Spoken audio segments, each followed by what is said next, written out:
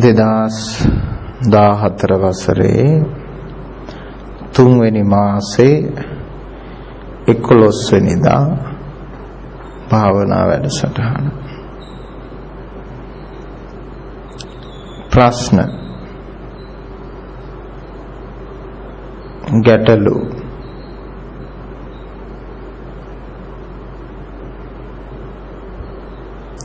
කියන්නේ මොනවද?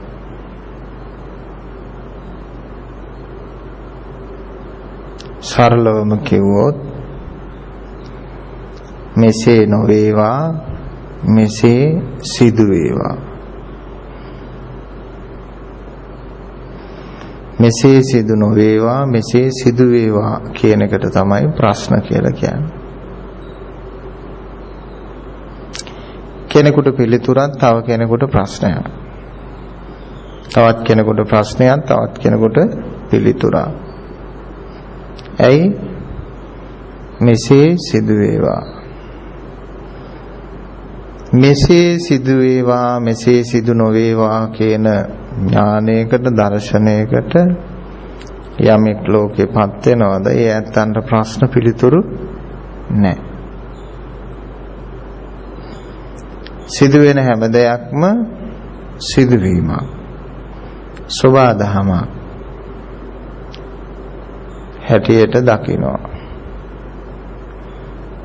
ප්‍රශ්නයක් වෙන්නෙත් නැහැ, පිළිතුරක් වෙන්නෙත් නැහැ.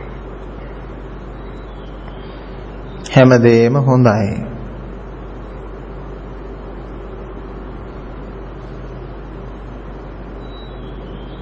නරකක් නැහැ. හැමදේම හොඳයි. නරකක් නැහැ.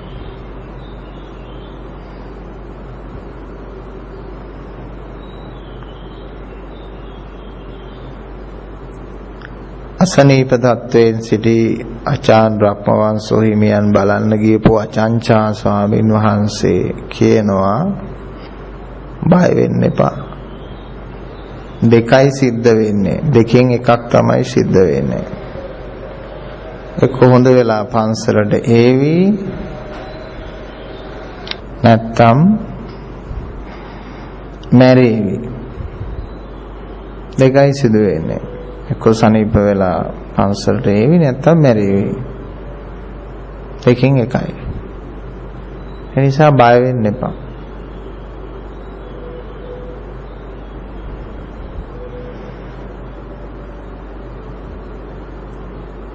මෙසේ සිදු වේවා මෙසේ සිදු නොවේවා කියන පදනමක් ඥානයක් දර්ශනයක් ස්වභාවයක්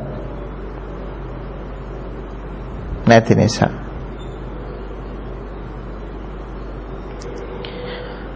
මේක පදනමක් කරගන්න, දෘෂ්ටියක් කරගන්න, සංකල්පයක් කරගන්න දහමක් නෙමෙයි.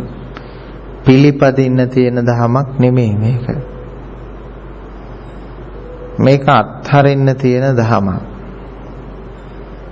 මනස සුද්ධ කරගන්න තියෙන දහමක්. සමහර අය හිතනවා මේක නීතියක් කියලා. නීතියක් නෙමෙයි. මේක අනක් කියලා. අනකුත් නෙමෙයි. මේක බණක් කියලා. බණකුත් නෙමෙයි. එහෙම නැත්නම් මේක දේශනයක් කියලා නෑ. මේක දේශනයකුත් නෙමෙයි. මේක පිළිපදින්න, දරා ගන්න, හිතේ තියාගන්න, ගෙදර ගෙනියන්න, ආරක්ෂා කරලා තියන්න කිසි දෙයක් නෑ. ලියලා තියන්න මුකුත්ම නෑ. ඇයි? අසංකාරික ධර්මයක්. අකාලික ධර්මයක්. අවේදිත ධර්මයක්. නිරෝධ සහගත ධර්මයක්. ඒකට භාවනාවල් මොකක්වත්ම නැහැ. ඔය භාවනාවල් කියලා හැටියට තියෙන තරහ වෙන්න එපා, කරුණාවෙන් කියන්නේ ඔක්කොම Hindu භාවනා ක්‍රම. Hindu කල්ලිකුත් වෙච්ච භාවනා ක්‍රම. ඉන්දියාවේ Hinduනුත් වීසි කරපු ඒවා ගෙනල්ලා ගහලා තියෙන්නේ බුදුහාමුදුරුවන්ගේ කියලා. බුදුහාමුදුරු කිසි භාවනාවක් කාටවත් දුන්නේ නැහැ.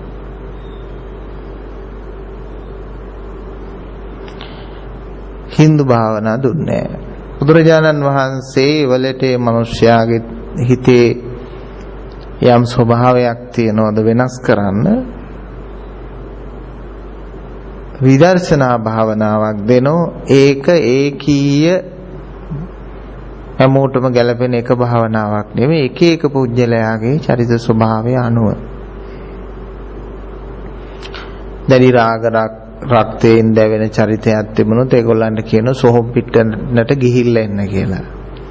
ඒක මොකවත් මේ හිත හිතා ඉන්නේ ඇටකටු ගණන් කර කර ඉන්නේ මොකවත් නැහැ නිකන් ඔබ ගිහිල්ලා සොහොන් පිටන්නට ගිහිල්ලා එන්නේ එච්චරයි. ඒගොල්ලෝ ඇවිල්ලා අත්දැකීම් කියනවා.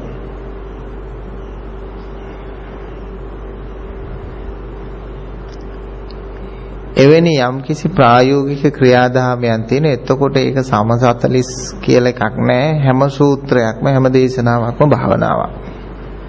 විදර්ශනා භාවනාව යනු මානසික වෙනසක් ඇති කිරීමට ගන්න ක්‍රියාමාර්ගයක් මිසක් බාහිර ඇටකටු වල හරි මස් වල හරි තියෙන ස්වභාවයක් තේරුම් ගන්න තියෙන දෙයක් නෙමෙයි. මනස වෙනස් කරන්න තියෙන දෙයක්. නමුත් අද තියෙන විදර්ශනා භාවනාව කියලා කියන්නේ මනස තේරුම් කරගන්නවා වෙනුවට මනෝභාවයන් වලට ඇද දමන භාවනා ක්‍රම. ඒ නිසා මේ භාවනා එකක්වත් බුදුහාමුදුරන්ගේ නෙමෙයි. අනිත් එක මේ ධර්මයේ උපදේශයක් කර්මස්ථානයක් ලබා දෙන්නට බෑ. ලෝකෝත්තර අවබෝධයක් ලැබපු අයෙකුට ඇරෙන්න වෙන කෙනෙකුට දෙන්න බෑ. ඇයි හේතුව ලෝකෝත්තර සත්‍යයේ ඇස දහම් ඇස උදා කරගත්තේ නැති හැම කෙනෙක්ම අන්ධයි. මම දන්නවා මා මේ ඇස අවදි කරගන්නට කලින් තෙරක් නොදකින අන්ධකාරයේ සිටියේ. ඒ කාලේ දුන්න උපදේශයක් තියෙනවා නම් ඒ සියලුම උපදේශ අන්ධ උපදේශ. කියන්නේ අන්ධෙක්. ඉතින් මම්මුලා වෙච්ච අයගෙන් මම්මුලා වෙච්ච උදවිය පාරහනවා. මම්මුලා වෙච්ච උදවිය මම්මුලා වෙච්ච උදවියෙන්ගෙන්ම පාරහගෙන එකම රෑනක ආගම් ගොඩක් තියෙනවා, ಜಾති වර්ග ගොඩක් තියෙනවා, භාවනා ගොඩක් තියෙනවා. ඔක්කොම අන්ධයෝ ටික කෑ ගගහ ඉන්නවා පමණයි. නිසා ඔබට හොඳ අවකාශයක් ලැබිලා තියෙනවා.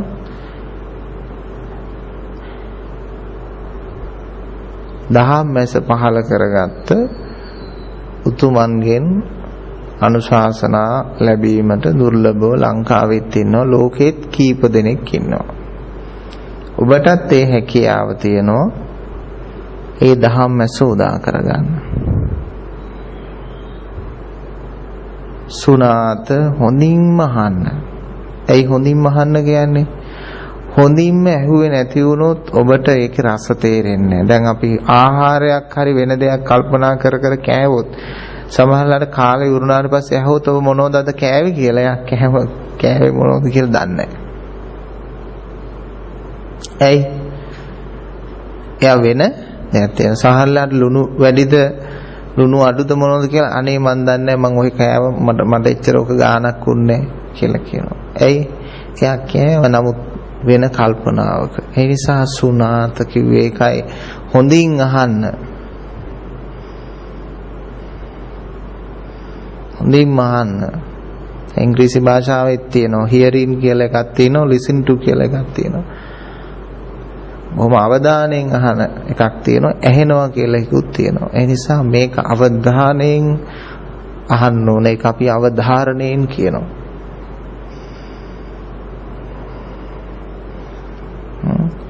දිම්මහන්න සුණාත කියන කාරණේ. දරාත කියන්නේ ඒක රස විඳින්න. එහෙම නැත්නම් ඒ කරුණ තුල ඇති දේ මොකද්ද කියලා බලන්න. එතකොට ඔබට ඒක තේරෙනවා මේක මොන රස තියෙන වචනයක්ද කියලා. අන්නේ රස ගුණය ඔස්සේ යන ගමනක් මිසක් වචන ඔස්සේ යන ගමනක් නොවන නිසා අර එහෙම රස බලන කෙනාට තමයි තමන්ට තේරෙන්නේ වෙනස්ම රසයක් කියලා. දැන් වර්ණ එකතු කරලා වෙනස්ම වර්ණයක් හදන්න පුළුවන්. පැහැදිලි නේද? වර්ණ එකතු කළා. ඒ වගේම රස එකතු කළාම වෙනස්ම රසයක් හදන්න පුළුවන්. දැන් අපි නෙල්ලි ගෙඩියක් වගේ කනකොට ඒකේ තිත්ත රහක් තියෙනවා පැණි රහක් තියෙනවා දෙකම එකට තියෙනවා. නෙල්ලි ගෙඩියක් දිවේ හැම තැනටම රස දැනෙන ගෙඩියක් වෙනවා. ඒ වගේ මේ ධර්ම කරුණුත් මේ වචන වලටත් මේ මිනිස් ඥාණයට මේ තියෙන භාෂාත්මක හැකියාව පදනම් වෙලා මේ මිනිස් ඥාණයට පුළුවන්කම තියෙනවා අර මේ වචන ගැළපීම තුළ සම්පින්නණය කිරීම තුළ මේ වචන සාමාන්‍ය මිනිස්සු කතා කරන වචන ඒ වුණාට වෙනෝම සාරයක් වෙනෝම ගුණයක් මේකේ පදම වෙනස් කිරීම තුළින් ඇති කරගන්න පුළුවන්. ඔය න්‍යෂ්ටික බලය කියන්නේ ඒ වගේ බලයක්. වෙනම රසායනික බලයන් වෙනස් කර ගැනීම තුළ වෙනම බලයක් ඒගොල්ලෝ ගොඩනගා ගන්නවා. ශක්තියක් ගොඩනගා ගන්නවා. ඒ වගේ තියෙනවා. ඒක ප්‍රයෝජනෙට ගන්න පුළුවන්. දැන් ජලය ඇතුලේ තියෙනවා වාහන දුවන්න පුළුවන් ගෑස් එකක්. නමුත් අපි බොන්න ගන්නවා. නමුත් ජලය තුලින් පුළුවන් ඒ ගෑස් එක නිෂ්පාදනය කරන්න. ලෝක මිලාදික නිසා ඒක කරන්නේ. ඒ වගේ මේ අපි පාවිච්චි කරන මේ ධර්මයේ තුලම තියෙනවා වචන තුලම තියෙනවා ඒ නිවන කරා ගමන් කිරීමට උපකාරක කරගන්නට පුළුවන් අවකාශය තියෙනවා. ඒක ඥානවන්තයාට පැවරෙන කාර්යයක්. දැන් හොඳින් ඇහුවා හොඳින් රස වින්දා සුනාත ධාරයත. ඊට පස්සේ චරණය කියලා කියන්නේ මොකද්ද? චරණය කියලා කියන්නේ හසුරවනවා. චරණය කියන එක හසුරවනවා. දැන් උදාහරණයක් වශයෙන් ගිනි පෙට්ටියක් ගත්තාම ගිනි පත්තු කර ගැනීම සඳහා ගිනි කූරක් අරගෙන අර වෙඩි බෙහෙත් තියෙන කොටසේ වේගයෙන් අතුල්ලනවා. එතකොට ගිනි පත්තු වෙනවා. එතකොට ඒක තමයි ඒකේ චරණයේ ප්‍රතිඵලය ගින්න. දෑතක් අරගෙන වේගයෙන් එකට එකතු කළාම ශබ්දයක් අත්පොළු සන්නාදයක් හට ගන්නවා. බෙරේකට කෝට්ටක් අරගෙන හයියෙන් ගැහුවාම වෙනම දෙයක් හට ගන්නවා. නොතිබිච්ච ශබ්දයක් හට ගන්න පටන් ගන්නවා ස්පර්ශයේ මත. ඒ වගේ ධර්මය චරණය කළොත් හැසිරෙව්වොත් තමයි අර වචනය තුල නැති බලයක් උදා කරගන්න පුළුවන්කම තියෙන්නේ. එහෙම නැත්තම් චරණය කරේ නැති වුණොත් කෝට්ට වෙනම තියෙනවා, බෙරේ වෙනම තියෙනවා, අත් දෙක දෙපැත්තේ තියෙනවා, ගිනි පෙට්ටියේ හෝම තියෙනවා, ගිනි කූරුත් තියෙනවා. නමුත් ගින්දර නැහැ. දැන් චරණය කියන එක හරියට සිද්ධ කරනකොට ඒ ධර්මයේ චරණය ඒ තුල හටගන්නෝ ධ්වනියක්, ශබ්දයක්, නාදයක් හටගන්නවා. ඒක ධර්මානුකූල චරණයක් බවට පත් වුනහම ඒකෙන් ධර්මය හට ගන්නවා. අධර්මානුකූල චරණයක් වුණොත් එහෙම අධර්මයක් හට ගන්නවා. ඒ නිසා විශ්මීය ධර්මයක් බවට ඒක පත් කර ගන්නට පුළුවන් අර ධර්මානුකූලව හැසිරීම නිසා. නිතරම යම්කිසි ධර්මයක් විමර්ශනය කරනකොට සමස්ත දේශනාවන් වලින් කියවුණු ධර්ම කරුණු උපකාරක කරගෙන ඒ පරිශ්‍රණය කරන්න ඕන. දැන් අපි කොහේ හරි ලිපිනයකට ගමනක් යනකොට අපි ඒ ලිපිනේදී අපිට කියන ලද සියලුම කරුණු අපි උපයෝගී කරගෙන මතක් කරගෙන තමයි මේ ගමන යන්නේ. අපි සියලුම වංගු මතක තියාගන්නවා, සියලුම බෝඩ් ගැන කිව්වනම් සියලුම මේ සලකුණු ඔක්කොම මතක තියාගන්නවා. එහෙනම් මතක තියාගෙන යෑමේදී යන අවස්ථාවන් වලදී ඒ සියලුම සලකුණු වලට සාපේක්ෂීද කියලා බලනවා. ඒ වගේම ඔබත් මේ ධර්ම ගමනේ යනකොට නිතරම මේ හාමුදුරුවෝ දේශනා කළේ ලිපිනයක් මේ ලිපිනේ සලකුණු තියෙනවද මම මේ හසුරවන මනස තුල? දැන් සමහර උදවිය මේක පූර්ණව ඉස්සෙල්ලා දැනගන්න උත්සාහ කරගන්නවා. මේ දැනගෙන සංකල්පනය කරගන්න හදන නිවන කියන්නේ මෙන්න මේක. කවදාවත් කරන්න බෑ. දැන් ඒක මහත්මයෙක් දවසක් කිව්වා ඉතින් සායනංශ භාවනාව කියන්නේ ඉතින් සිත එකක කරගන්න එක නේද කියලා ඇහුවා. හොඳයි වැඩේ. සිත එකක කරගන්න එකනේ භාවනාව කියන්නේ. සරලයි. එයා දන්න තරම. කෙනෙක්ගෙන් ඇහුවොත් മന്ത്രിකම කියන්නේ මොකද්ද කියලා අර මේ සුඩ වාඩි වෙලා අස්සම් කරන එකනේ. කිව්වොත් එහෙනම් කොහොමද වැඩේ? හමුදා නිලධාරියෙක් කියන්නේ මොකද්ද අර තොප්පිය දාගෙන එහෙම පොල්ලිනේ ගහගෙන ඉන්න එකනේ කියනවා වගේ වැඩක්. එතකොට දොස්තර කෙනෙක් කියන්නේ අයියෝ මොකද අර නලාව දාගෙන පුටුවේට වෙලා මෙහෙම තියා ඉන්න එකනේ ඒක. කොහොමද වැඩේ? ඒසා සිත එකක කර ගැනීම නෙමෙයි.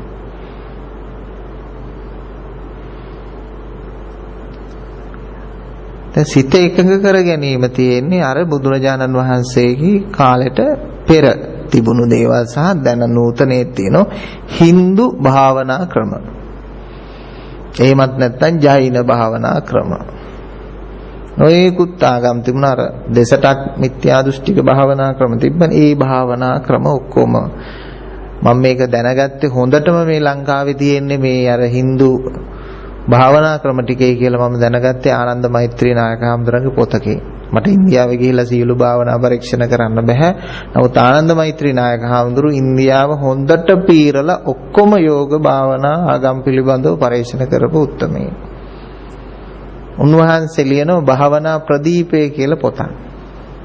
එතකොට ඒකේ කරන්නේ මොකද්ද? ලංකාවේ තියෙන භාවනා සහ ඉන්දියාවේ තියෙන භාවනා ගලපලා පෙන්වන්න කරන එක. උන්වහන්සේ මේ අහවල් අර ඉන්දු ආරාමේ භාවනාව මේ භාවනාවට සමානයි. අර ආරාමේ භාවනාව මේ භාවනාවට සමානයි. අර හරේ කියපු මේ භාවනාව ඒ පිළිකුල් භාවනාව මේ අපේ මේ අසුභානුස්සතියට සමානයි. මේ හරේ කරුණා භාවනාව මේ අපේ මෛත්‍රී භාවනාවේ කියවෙන ටික ඒගොල්ලෝ වෙන ඒගොල්ලන්ගේ භාෂාවකින් කියන එකමයි කරන්නේ කීකේ සම්බන්ධ කර කර පෙන්නන. එතකොට ඒගොල්ලෝ බුද්ධ ආගම වෙලාද එහෙම නැත්නම් අපි Hindu වෙලාද? ඇත්ත කතාව තමයි අපි Hindu වෙලා. එච්චරයි. එනිසා බුදුරජාණන් වහන්සේගේ පැහැදිලිව තියෙන ත්‍රිපිටක ධර්මයේ දේශනාව කරන්දිම නිවන් අවබෝධ කරගන්නවා. මේ සූත්‍ර දේශනාව ඇසීමෙන් මේ පුත්‍රයා, මේ කුල පුත්‍රයා, මේ මානවකයා මේ නිවන් දැක්කා කියලා කියනවා. දැන් ඇයි මෙහෙම කියන්නේ? මේ භාවනාවල් වල ගිහිල්ලා පිස්සු වැටෙනවට මේ පුතඥ සමාජයේ ඕනවට වඩා අර ඒකාග්‍රතාව භාවනාවල් වල යන්න ගියාට පස්සේ මොකද වෙන්නේ? මිනිස්සු සංවේදීතාවයේ වැඩි වෙන උමුතු භාවයකට පත් වෙන මනස කන්ට්‍රෝල් නැති වෙන්නේ යන්න පටන් ගන්නවා. පාලනයක් නැති වෙන්න පටන් ගන්නවා. පාලනයක් නැති වුණාට පස්සේ ඒගොල්ලන්ගේ ජීවිත විවිධ ප්‍රශ්න වලට මුහුණ පාන්න සිද්ධ වෙනවා. ඒකයි සිදු වෙන්නේ. ඉතින් මනස පාලනය කිරීම කියන එකක් කරන්න අවශ්‍ය නැහැ.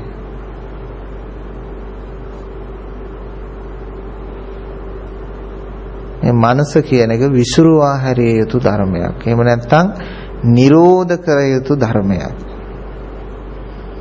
මනස කියන්නේ දුක. මනස කියන්නේ ගැටලුව. මනස කියන්නේ ප්‍රශ්නය. මනස කියන්නේ අපාය. මනස කියන්නේ මායя. මායය ටික ඔක්කොම ටික තණ්හා රති රගා ඩෝටස්ලා ඔය ඉන්නේ ඔක්කොම ටික ඉන්නේ මනස ඇතුලේ. පංච මායය ඉන්නේ මනස ඇතුලේ. වසවර්ති මායය ඉන්නේ මනස. මෘතු මායය ඔක්කොම ඉන්නේ ඔය මනස ඇතුලේ. ක්ලේශ මායය ඉන්නේ ඔය මනස ඇතුලේ. වෙන කොහොක්වත් නැහැ. ඊට පස්සේ ඔය උපාදානය කියන එක තියෙන්නේ ඔය මනස ඇතුලේ. පංච උපාදානය කියන පංච නීවරණ කියන එකක් තියෙන්නේ කොහෙද? ඔය මනස ඇතුලේ. පටිච්ච සමුප්පාදයේ තියෙන්නේ කොහෙද? ඔය මනස ඇතුලේ. ඉතින් බුදුරජාණන් වහන්සේ කියන්නේ මනස කියලා කියන්නේ ප්‍රශ්නය. මනස කියන්නේ දුක.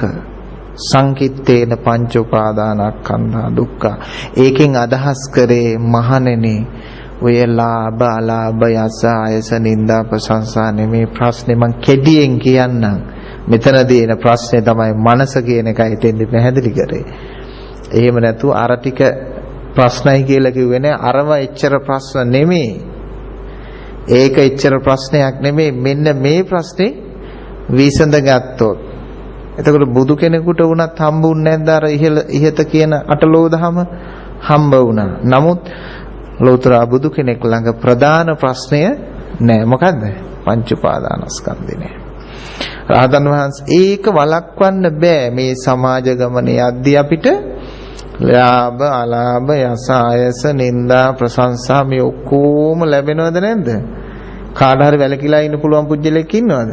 බෑ. කිසි කෙනෙකුට බෑ.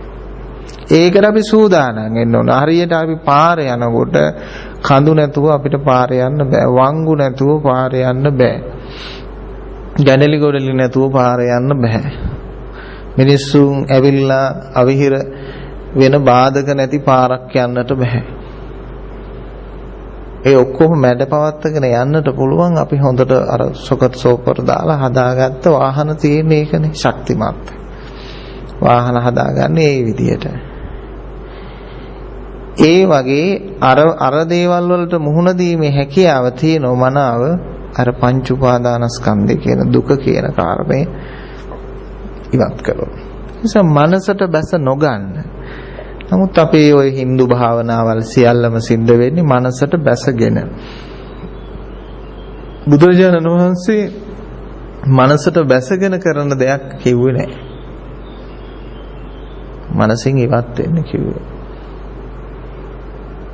මනසට බැස ගන්න එපා. මනසට අත තියන්නම එපා. ඒ කියන්නේ මනසින් ගන්න කිසි දෙයක් නැහැ.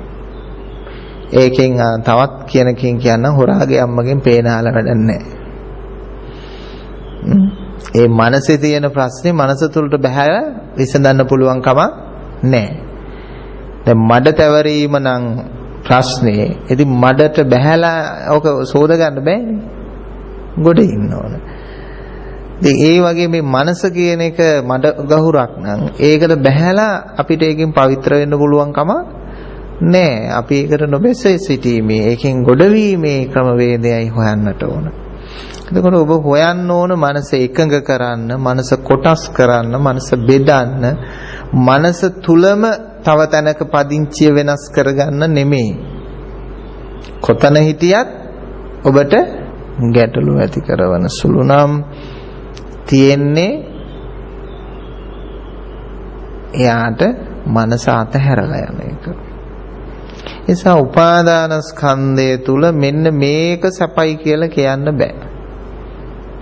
රූපේ සැපයි කියලා කියන්නත් බෑ. වේදනාව සැපයි කියන්නත් බෑ. සංඛාරය විඥානය සැපයි කියන්නත් බෑ. ඒක තියෙනවා.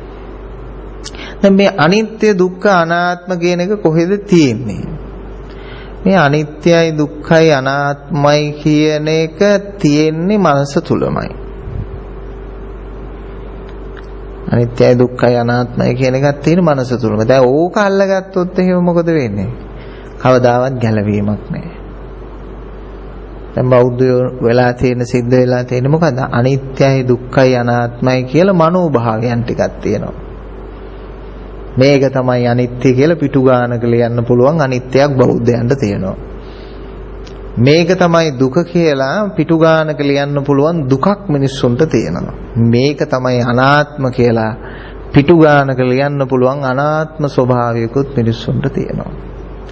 ඒ කියන්නේ බෞද්ධයන්ට තියෙන අනිත්‍ය සංකල්පයක්, දුක්ඛ සංකල්පයක්, අනාත්ම සංකල්පයක්. හැබැයි ඔක්කොම සංකල්ප අතහැරියනම් එහෙම අනිත්‍ය කියලා දෙයක් නෑ. අනිත්‍ය හරියට තේරුම් ගත්ත කෙනාට අනිත්‍ය කියලා දෙයක් නෑ. අනාත්මය හරියට තේරුම් ගත්ත කෙනාට අනාත්මය කියලා දෙයක්වත් නෑ. දුක හරියට තේරුම් ගත්ත කෙනාට දුකකුත් නෑ. ඒ අවේදීත කෙනෙකුට කොහෙද දුක? අකාලික කෙනෙකුට කොහෙද අනාත්ම? ඒ නිසා අනාත්ම සංකල්පයකින් බණ කියන හාමුදුරුවෝ හැමදෙනාම වගේ බණ කියන්නේ අනාත්ම සංකල්පයකින්. ඔය පිං ඇති බොහෝම ස්වාමීන් වහන්සේලා කීප නමක් ඉන්නව අනාත්ම සංකල්පයෙන් තොරව බණ කියන ස්වාමීන් වහන්සේලා. ඊළඟට සියලුම හාමුදුරුවෝ වගේ දේශකයෝ වගේ අනිත්‍ය සංකල්පයක් ගැන කියන්නේ. එය නැතු අනිත්‍ය නිදහස් වෙන ක්‍රමවේදයක් මතක් කරන්නේ නැහැ. අනිත්‍ය සංකල්පයෙන් තොරව දේශනා කරන උත්තමයෝ ඊටාම සුළු දෙනයි ඉන්නේ, කීප දෙනයි ඉන්නේ. ඒ නිසා ඔබ ඕවයි නිදහස් වෙන්න.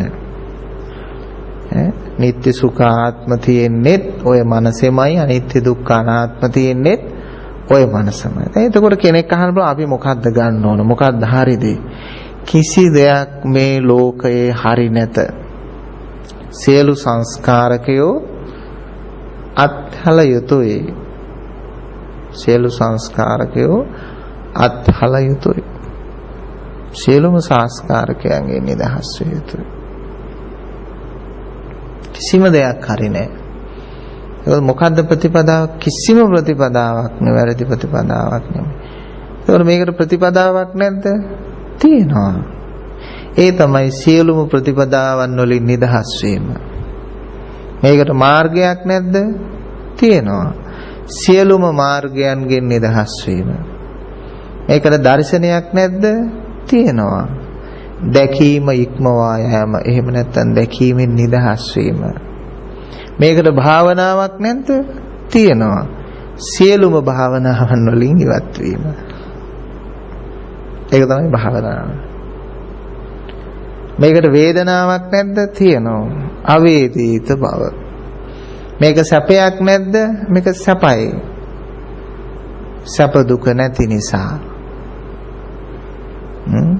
සැප දුක නැති නිසාම සැපයි. සරියුත් ස්වාමින් වහන්සේගෙන් අහනවා, මහරහතන් වහන්සේගෙන්, ස්වාමීනි විඳීමක් නැත්තම් නිවන කොහොමද සැප වෙන්නේ? සරියුත් මහරහතන් වහන්සේ උත්තමයන් වහන්සේ කියනවා විඳීමක් නැති නිසාමයි නිවන සැප. විඳීමක් නැති නිසාමයි නිවන සැපයි කියලා කියන්නේ.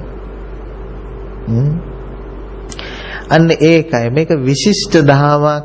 සමහර අය නිකන් මේ කඩෙන් පරිප්පු කිලෝ එකක් ගන්නවා වගේ මේකෙන් හරියට අර ගානක් හදලා උත්තරේ මොකද්ද කියලා අහනවා වගේ ශනිකව අපෙන් අහන්න පටන් ගන්නවා. තමන්ගේ අර පඬිතකම මුල් කරගෙන. එහෙම ගන්න පුළුවන් දහමක් නෙමෙයි. මේක උත්තරයක් නෙමෙයි, මේක ආත්මීය පරිවර්තනයක්. හෙමින් අහන්න, හෙමින් සංකල්පනා කරන්න. මේ තමන්ගේ මමත්වයේ ලොකු උණයි කියලා චණ්ඩිකමට ගන්න පුළුවන් දෙයක් නෙමෙයි. දැන් සමහර අය හිතනවා අපි දන්නවා, අපිට ඕන දෙයක් කරන්න පුළුවන්, අපිට ඕන දෙයක් තේරෙනවා කියලා.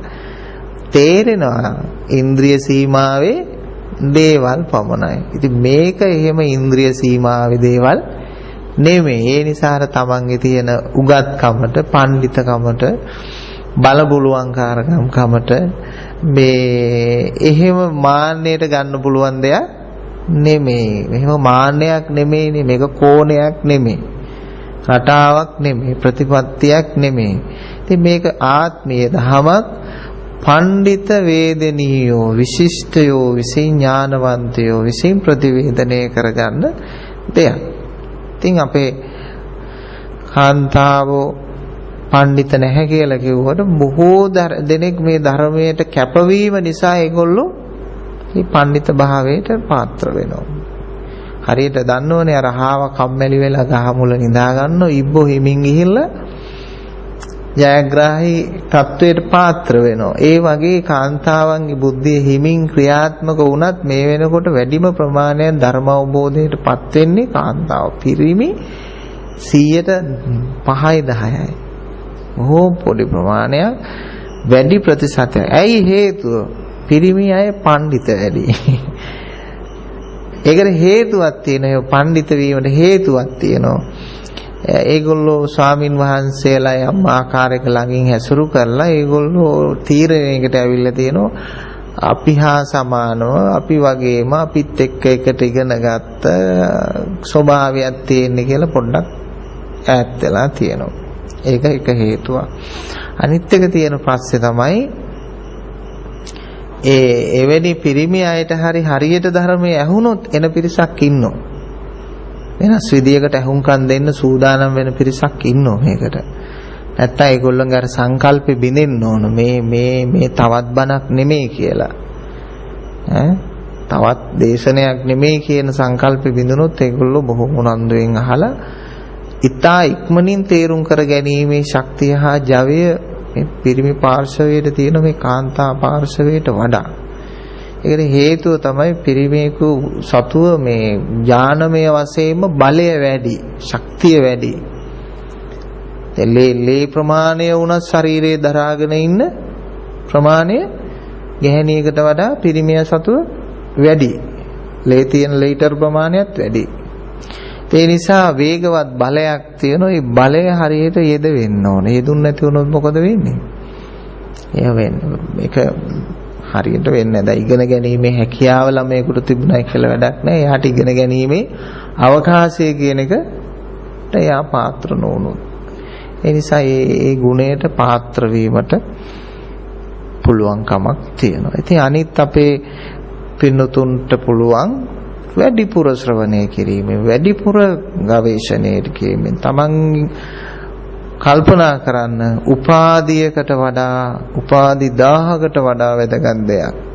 ඒ නිසා ඔබ උපාධියක් වෙනුවෙන් කරන කැපවීම කරන්න. උපාධියක් වෙනුවෙන් කොච්චර නිදි මරනවද, කොච්චර බස් වල යනවද, කොච්චර පුටුවේ වාඩි වෙලා අවුරුදු 5ක් 6ක් ඉන්නවද පොඩ්ඩක් හිතලා බලන්න. කොච්චර ධනෙ වැය කරනවද? ඒ කොහොම ටික යන්නේ කොහටද? උපාධියක් වෙනුවෙන්.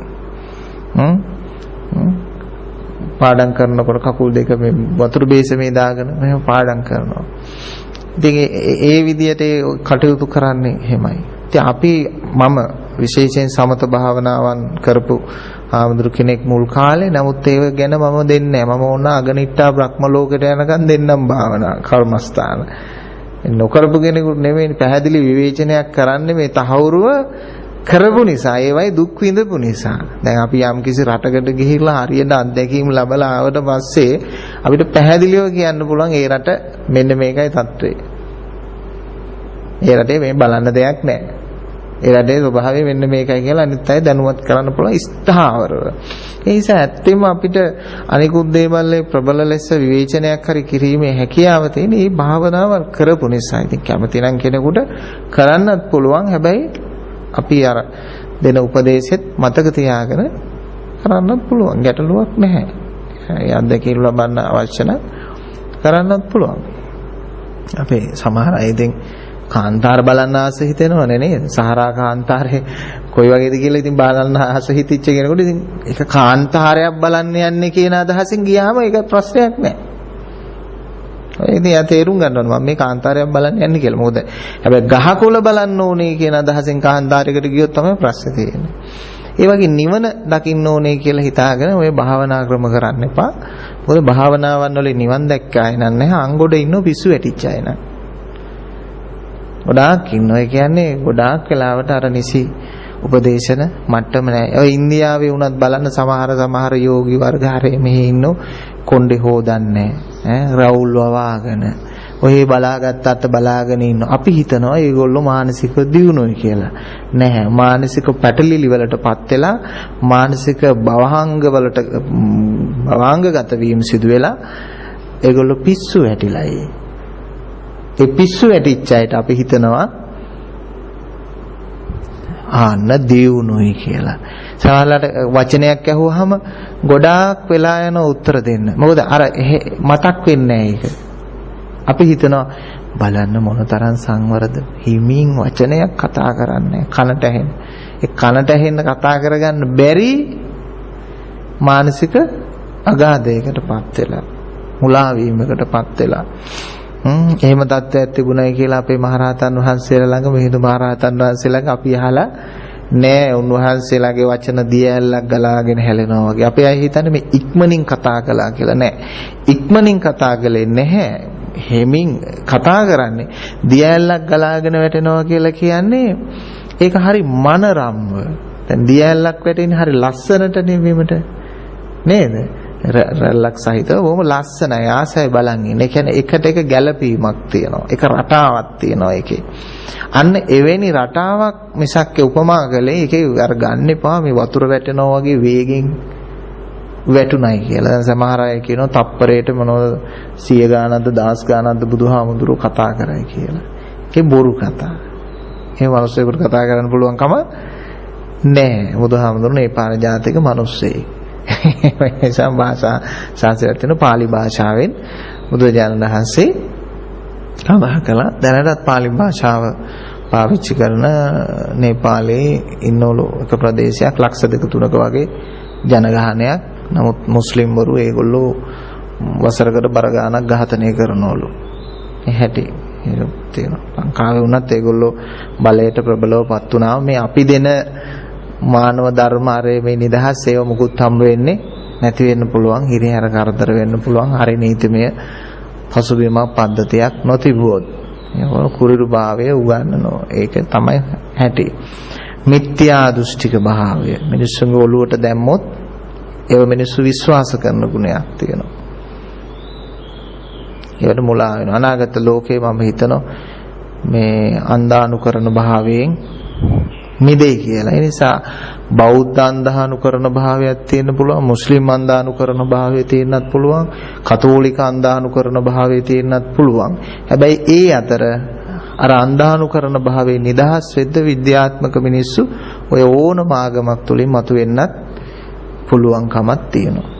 ඒක පැහැදිලිවම සියලුම ආගම් වලට සාධාරණ, සියලුම මිනිස් සංහතියටම සාධාරණ තත්වයක්. ඉතින් මොන පරිසරය තුලින් වුණත් අන්ධානුකරණ භාවයේ පැන නැග්ගොත් එහෙම ඒක ත්‍රස්තවාදයක් බවට පත් වෙනවා. ඒ කියන්නේ ත්‍රස්තවාදී ස්වභාවය තමයි චින්තන නිදහස, කතා කිරීමේ නිදහස, ජීවත් වීමේ නිදහසට බාධක පැමිණවීම. නමුත් සත්‍යයක් තුල ලෝකේ මානව අදහස් වලට, මානව චින්තනයට හා කතා කිරීමේ හා සාකච්ඡා කිරීමේ සම්මුතියට ප්‍රජාතාන්ත්‍රික වාදීත්වයට තුළ මානව දහමත් තුලත් මිනිස්සුන්ට අවකාශය තියෙනවා. හරි.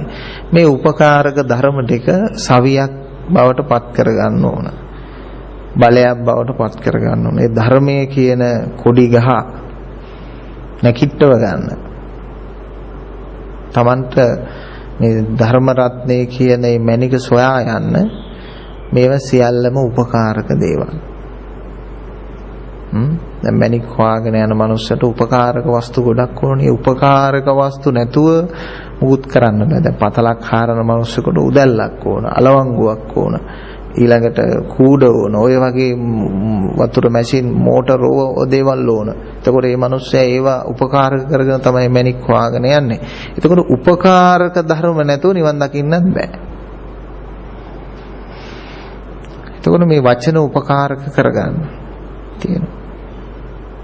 දැන් අපි සමහරලාට කිව්වා මේක කරන්න දෙයක් නෑ, මුකුත් නෑ කියලා. ඒත් හිතනවා මේ එහෙනම් මේකේ භාවනා වැඩසටහනේ මුකුත් කරන්න දෙයක් නෑ, අපි අර පරණ හිටපු විදියට ඉන්නේ. ඉතින් පරණ හිටපු විදියට ඉන්නේ කොහොමද? මොනවා හරි කර නේතන ජීවත් වෙන්නේ. ඒකට පරණ හිටපු විදියට හිටියාම ධර්මානුකූලයිද? පරණ හිටපු ක්‍රමයේ විඳ ඉන්නේ. පරණ හිටපු ක්‍රමය පංච උපාදානස්කන්ධේනේ ඉන්නේ. පරණ හිටපු ක්‍රමය තුල තියෙන්නේ මේ මනසට ඇලීමක් නේ. එතකොට මේ පරණ හිටපු ක්‍රමයට ඉන්න කියන එකද මේ කියන්නේ? නෑනේ. මේ පරණ හිටපු ක්‍රමයෙන් නිදහස් වෙන්න කියන එක නිසා මේක කරන්න මොකුත් නෑ කිව්වයි කියලා පරණ හිටපු ක්‍රමයට ඉන්න කියනවා නෙමෙයි. අත් වශයෙන් මේ වගේ සරල දේවල් පවා මම අරගෙන ඇවිල්ලා කියාපාන්නේ මෙවැනි සරල ප්‍රශ්න තියෙනවා. අයිට මට ඒක ප්‍රශ්නයක් නෑ වුණට සරල ප්‍රශ්න යම් අයට එහෙම දේවල් තියෙනවා. ඒගොල්ලෝ හිතන්නේ අර පරණ විදිහට මේක තේරුම් ගන්න උත්සාහ කරගන්න. ඔබ තේරුම් කරගන්න උත්සාහ කරන තැන බොහෝ දේ ඔබට තේරෙන්න පටන් ගනී. සමස්ත සම්පින්දනය කරන්න. ඒක පදනමක ඉන්න එපා. ඉතින් සමහර අයට ඥානෙ හරි අඩුයි. අර කිව්වන් දෙයක් කරගෙන ඉන්න පුළුවන් මට්ටමට චක්කුවන් යන හෝ කිව්වන් අතර වෙන මට්ටමේ අය ඉන්නවා. කලාතුරකින් එහෙමයි ඉන්නවා. එහෙම අයට ඉතින් හිමින් සැරේ ඥානෙ වැඩෙන්න ඕන. ඒ අයට වුණත් ටිකක් වැඩිපුර ධර්මය ඇසීමෙන් ගොඩක් දුර යන්න පුළුවන්. සසරදී හරි බුදු කෙනෙක් හම්බුනාම ධර්මය අහන්න පුළුවන් බලයක් ඇති. මේක හරි ප්‍රබල චින්තනයක්, ප්‍රබල ඥානයක්, ප්‍රබල ගුණයක්. එසා පඬිත වේදිනියෝ කියපේක සම්පූර්ණ සත්‍යයක්. ඒක පැහැදිලිවම පැහැදිලි. දැන් ඔබට සමස්තේ වචන ටික ගලපලා බලන්න මේ දේශනේ රහ මොකන්ද කියලා. නිරාමිස රහ. ආමිස රහක් නෙමෙයි. ආමිස රහක් නෙමෙයි. මේක නිරාමිස රසක් තියෙන්නේ. ආමිෂය කියන්නේ ලැබෙන දේවල් නේ, පේන දේවල්, හැඟෙන දේවල් ආමිෂය. ඉන්ද්‍රියන් වලට ගෝචර ධර්මතා ආමිෂය.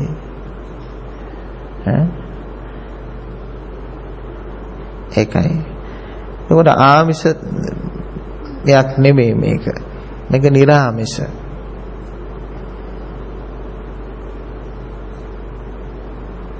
මේක මොකවත් නෑ. මුකුත් නෑ. හැබැයි මේ මුකුත් නෑ කියලා කියන්නේ පුතඥය මුකුත් නෑ කියන හිස් බවට නන් නෙමෙයි. සමහර පුතඥය මුකුත් නෑ කියලා කියන්නේ මොකද්ද? එයාට මුකුත් තියෙනවා. මුකුත් තියාගෙන තමයි මුකුත් නෑ කියලා කියන්නේ. මොනවා හරි අල්ලගෙන තමයි කිසිවක් නෑ කියලා කියන්නේ. කිසිවක් නෑ කියන තැන කිසිවක් තියෙනවා. මොකද්ද? මොකද්ද එතන තියෙන කිසිවක්? කිසිවක් නෑ කියන දැක්ම තියෙනවා. කිසිවක් නෑ කියන විඳීම තියෙනවා. කිසිවක් නෑ කියන රූපය තියෙනවා. කිසිවක් නෑ කියන සංඥාව තියෙනවා.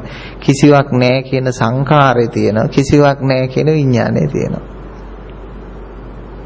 ඒ කිසිවක් පුතඥ භාවයේ ඉඳගෙන කිසිවක් නැහැ කියන ස්වභාවය තියෙන්නේ ඒක. ඒක නමුත් ආර්ය භූමියේ ඉඳගෙන ඒ ආර්යවතෙක් කියන ධාමයේ තියෙන්නේ කිසිවෙක් නැහැ කියලා නෙවෙයි. කියන ඒක තුල අරව නැහැ. කිසිවක් නැහැ කියන රූපේ නැහැ. කිසිවක් නැහැ කියන වේදනාව නැහැ. කිසිවක් නැහැ කියන සංඥාව නැහැ. කිසිවක් නැහැ කියන සංකාරය නැහැ. කිසිවක් නැහැ කියන විඥානය නැහැ. ඉතින් ආර්ය ධර්ම අවබෝධයකට කෙනෙක් පාත්‍ර වෙලා එයා කිව්වොත් එහෙම මම ආර්ය ධර්මයටපත් නුණයි කියලා. එතකොට මොකද වෙන්නේ? වරදක්. ඒපත් වෙලා කියනොපත් උනේ නැහැ කියලා. ඊළඟට ආර්ය ධර්මයටපත් නොවු කෙනෙක් කියනවා මමපත් උණයි කියලා. එතකොට මොකද වෙන්නේ? ඒකත් වරදක්. එතකොට වරද තමයි ආර්ය භූමියටපත් වෙලා කෙනෙක්පත් වෙලා නැහැ කියලා කිව්වොත් ඒක අපරාධයක් වෙනවා. එනිසාපත් වෙච්ච කෙනෙකුට මමපත් වෙලා තියෙන්නේ මට මේ හැකියාව තියෙනවා කියලා අපි කියන්න ඕනේ. හැබැයි මේ ආර්ය ධර්මයටපත් වෙච්ච කෙනෙක්ගේ කියවන අනිත් කෙනා තුල හීනමානයක් ඇති කරන්න නම් නෙමෙයි ඒ කියවන අනිත් කෙනා තුල අවබෝධය ගොඩනගන්න උද්‍යෝගය ඇති කරන්නම හේතුවක් බවට පත් වෙනවා. ඒක ලාභ සත්කාර ගෙන්න ගන්නවත් කිසිම පදනමක් ඇති කරගෙන නෙමෙයි. නමුත් ආර්ය ධර්මයටපත් නොවිච්ච පුජ්‍යලයක් එහෙම දේවල් කියන්නේ සමහරලාට තමන් අනිත් අයට වඩා උසස් වෙන්න, එහෙම නැත්නම් කීර්ති ප්‍රශංසා ලබන්න, එහෙම නැත්නම් ලාභ සත්කාර වගේ දේවල් ලබන්න වෙන්න පුළුවන්. එතකොට මේ ලෝකයේ අර වංචනික ධර්ම වලින් වැසිච්ච මිනිස්සු කොටසකුත් ඉන්නවා. ඒ වගේම සත්‍ය වශයෙන්ම ධර්ම අවබෝධය කරගත්ත පිරිසකුත් ඉන්නවා. ඒක ඇති. දැන් හරියට වෛද්‍ය උපාධිය කරපු දොස්තරවරුත් ඉන්නවා.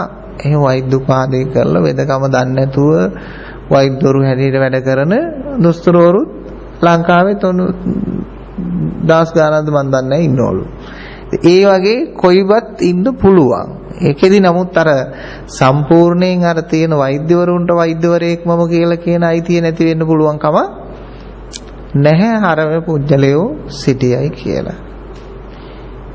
ඒ නිසා ඒක පැහැදිලිවම අපි කියන්න ඕන අපි මේ ප්‍රකාශයන් සිද්ධ කරන්නේ ධර්මයක් දැකලා.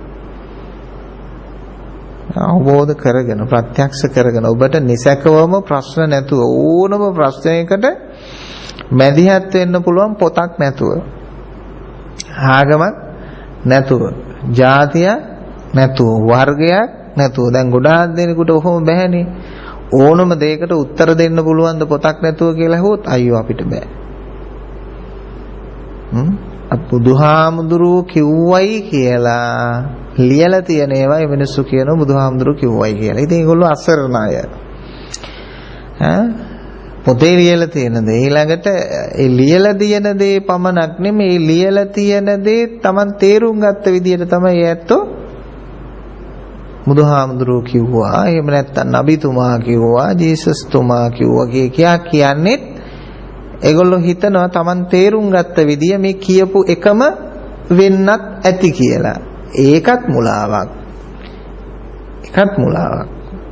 දැන් මේ අපි කරන දේශනාවම සමහර ඇත්තන් හිතාගෙන ඉන්නෝ හාමුදුරුවෝ මේ කියපු දේ තමයි මම මේ තේරුම් අරගෙන ඉන්නේ කියලා. ඔන්න අපිත් එක්ක සාකච්ඡා කරනකොට ඔන්න තේරෙනවා අනේ බලනකොට මම ඒ හිතපු චින්තනය, දර්ශනය වැරදි. ඒකම නෙමේ මම මේ වෙනස් විදියකටයි මේ තේරුම් අරගෙන තියෙන්නේ කියලා. එහෙම තත්ත්වයක් තියෙනවා. ඒ නිසා හොඳින් මතක තියාගන්න ඔබ තේරුම් ගන්න විදිය හරි කියලා හිතන්න එපා. ඒ Tamanට තේරුම් ගිය විදිය බුදු පියාණන් වහන්සේ දේශනා කරන ලද දේශනේමයි කියලා හිතන්න එපා කියන්නත් එපා. එසේ දේශනා කළයි කියලා පොතේ තියෙනවා. ඒ පොතේ තියෙන දේ මට මෙන්න මෙහෙම වැටහෙනවා. මම මේ විදියට මෙන්න කියනවා. දැන් එහෙම කියවීමෙන් ලොකු විදර්ශනාවකට අවකාශය යෙද වෙනවා.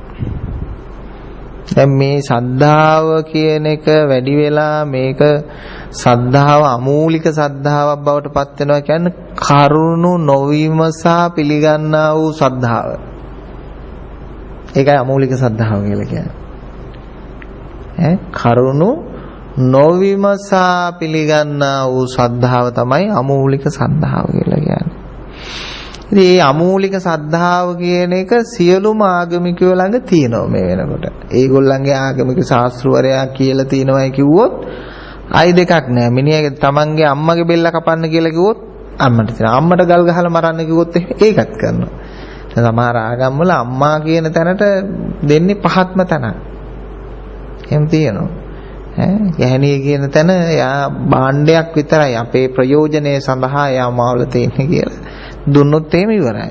මේ සත්තු ඉන්නේ මරාගෙන කන්න ඕවට ඔබේ ආහාරය පිණිසයි කිව්ව ගමන් කැරපොත් එක්කක් තියන්නේ මරාගෙන කනවා. ඉතින් හැටි ඒක තමයි අමූලික සද්ධාව කියන එක බෞද්ධයෝ ළඟ විතරක් නෙවෙයි අනිත් ආගමිකයෝ ළඟත් අද තියෙනවා. ඉතින් ඒ අතරින් මුළු මහත් ලෝකයේම මේ දාර්ශනිකයෝ ඇති 1,10,000ක් ඇති. මේ කෝටි 800ෙන්ම දාර්ශනිකයෝ ඉන්නේ 1,10,000ක් විතර. පරිශීලනය. තාම සුළු ප්‍රමාණයක් ඉන්න හොඳට මතක තියාගන්න. ඒ වගේ සරල මිනිස්සු ලෝකෙ වැඩි. ඒ නිසා සරල දෙයක් තමයි ජනප්‍රිය වෙන්නේ. සරල දෙයක් තමයි අගය වෙන්නේ. සරල දෙයකට තමයි මිනිස්සු වැඩි ප්‍රතිශතයක් ලෝකේ ඉන්නේ. ඒ නිසා මේ සරල භාවයට තමයි තත්ත්වය දෙන්නේ. අද වුණත් වේවා ඉන්දියාවේ හරිය මේ ලෝකේ හරියට සුපිරි ගායකයෙක් හරි කවුරු හරි මෙහිගෙන આવොත් එහෙම රුපියල් 10 ගණන් දීලා අපි ටිකට් එකක් ඇහුවාම ටිකට් එක 15000යි කියනවා.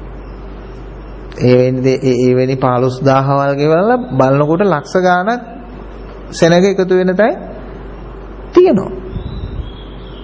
ඇයි? ඒ සරල දෙයට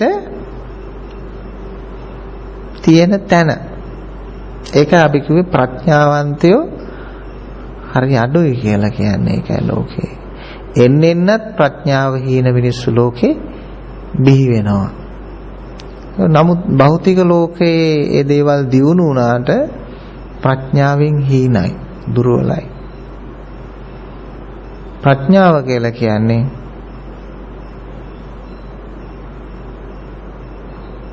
තමා හඳුනා ගන්නට තියෙන සංවේදීතාවය. තමා දිහා හැරිලා බලන්නට පුළුවන් සංවේදීතාවය. විමසුම් බුද්ධිය.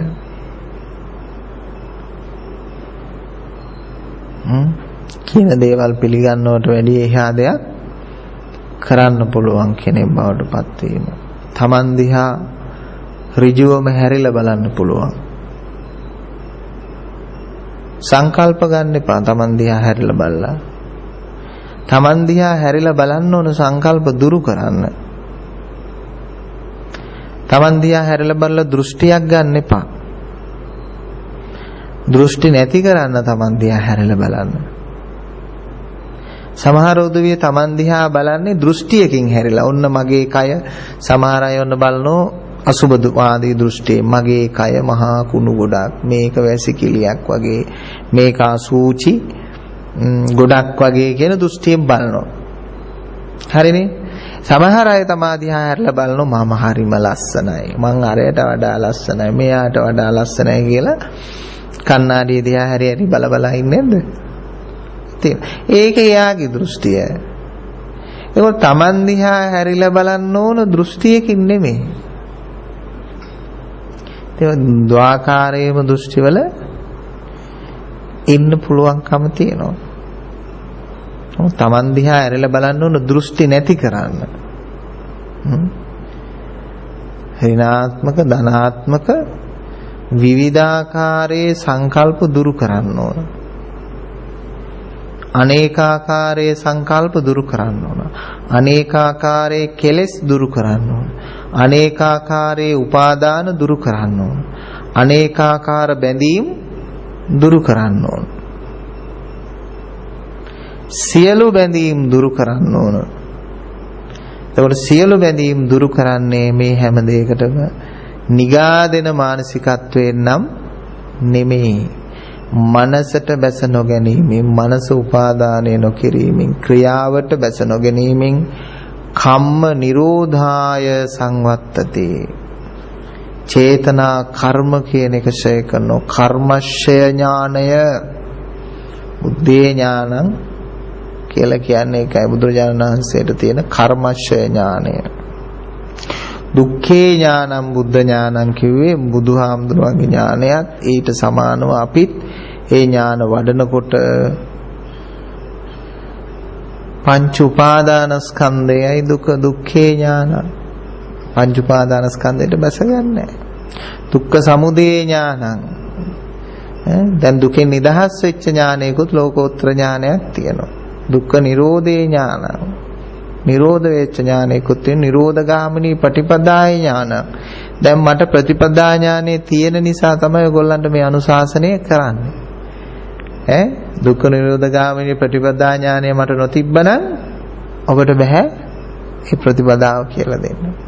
සමුදය ඥානෙ, නිරෝධ ඥානෙ තිබ්බේ නැත්තම් ඔබට නිරෝධ වෙන්න කියලා දෙන්න බෑ. දුක්ඛේ ඥානෙ නොතිබ්බනම් මල්ලඟ ඔබට දුක මොකක්ද කියලා හඳුන්වලා දෙන්න ඍජුව පැහැදිලිව කියන්න බෑ.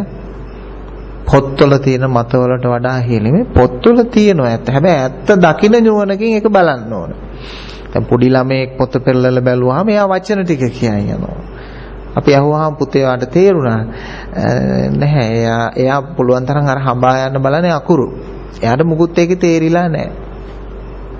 ඒක සාමාන්‍ය දැනුමක් තියෙන කෙනෙක් මේ පොත බලනවා. එදාට එයාට සාමාන්‍ය මොනවා හරි අදහසක් නිකන් එනවා. මොකද තාම විද්වතෙක් මහාචාර්යවරයෙක් දාර්ශනිකයෙක් මේක බලනවා.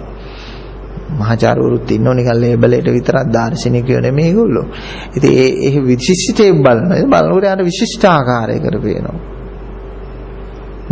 දැන් මේක ලෝක දාර්ශනිකයෝ මනෝවිද්‍යාත්මකයෝ බලුවහම මේ බුදුදහමේ ඒ දේවල් මේ අපි තේරුම් ගන්න විදියට නෙමෙයි ඒගොල්ලෝ බලනකොට තේරුම් ගන්න. අපි හිතනවා මේ අපි විදියටම තේරුම් අරගෙන අපේ තැනට එයත් ඇවිල්ලා කියලා. නෑ අපිට වඩා වෙනස්ම විදියක තමයි බුදුදහම දිහා බලන්නේ කියන එක මතක තියාගන්න. ලෝක දාර්ශනිකයෝ අගය කළා නම් ඒ අගය කළා තියෙන්නේ මේ බෞද්ධයන්ගේ මානසික මට්ටමට ඇවිල්ලා නම් නෙමෙයි. බෞද්ධයෝ කියලා කියන්නේ ලේබල් බෞද්ධයෝ ඒ බෞතරේ සුළු පිරිසක් තමයි ඒකේ තියෙන දාර්ශනික හරය ඵලය ගන්නෙ. ඒක හොඳට මතක තියාගන්න.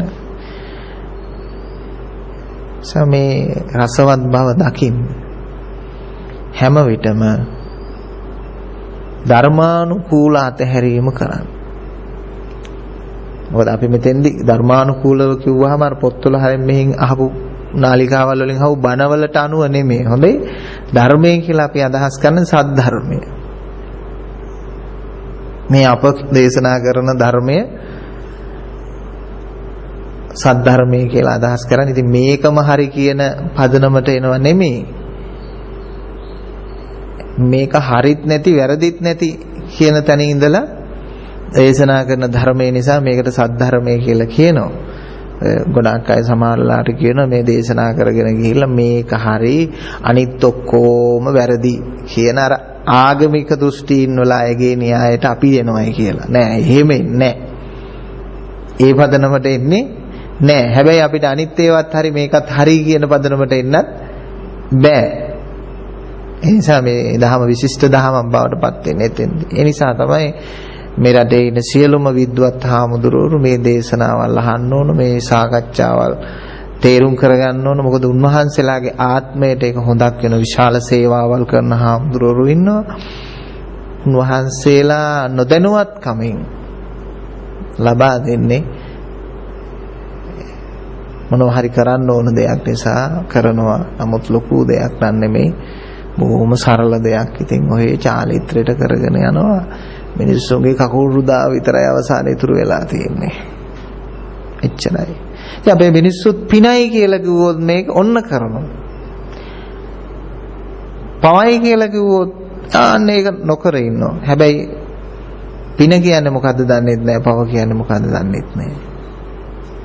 සමහරලාට මිනිස්සෙකෝ ඇවිල්ලා බුදුහාමුදුරන්ගේ බුදු පිළිමේ හරි ප්‍රශ්නයක් කියලා මනසට කාවැද්දොත් මිනිස්සු බුදු පිළිමෙත් එළියට දාන මිනිස්සු ඉන්නවා. ඇයි ඒ විචක්ෂණශීලී බුද්ධියක් නැහැ. විචාරශීලී බුද්ධියක් නැහැ. කවුරු හරි මිනිස්සෙක් ඇවිල්ලා අහනවා මම ඔයාගේ දරුවාගේ තියෙන මේ කොරගතිය නැති කරලා දෙන්න. එහෙම නැත්තම් නොපෙනෙන ඇස් දෙක මම පෙනීමට පාත්‍ර කරන්නම්.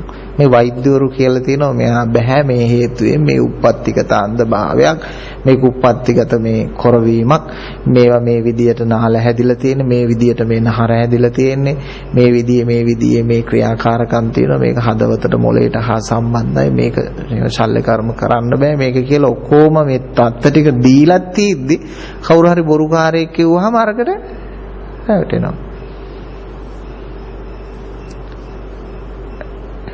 ඉතින් එයාගෙන් අහන්නේ ඔයා කොහොමද කරන්නේ, මොකද්ද ඔයාගේ මාර්ගය, කොහොමද ඒක සිද්ධ වෙන්නේ කියලා මට පොඩ්ඩක් න්‍යායාත්මකව මේක පැහැදිලි කරන්න. නෑ ඒ ඔක්කොම දෙයියන්ගේ බලෙන් ඒක කරේනා කියලා දානවා.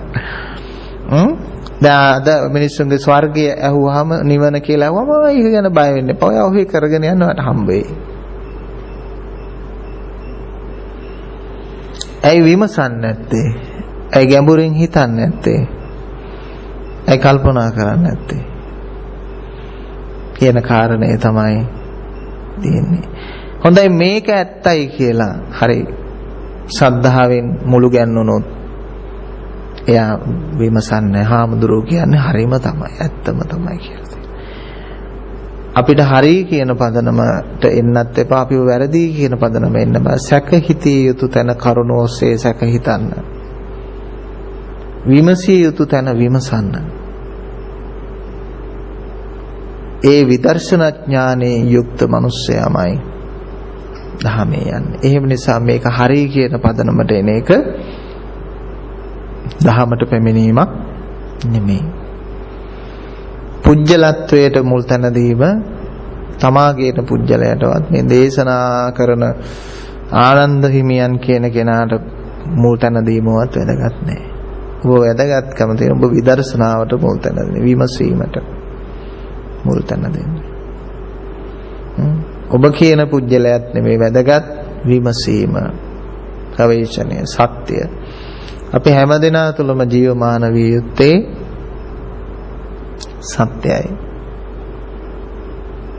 වෙන අන්දයක් නොවේ. සත්‍ය කියන්නේ කවරක්ද? සත්‍ය කිසිම පොතක නැත.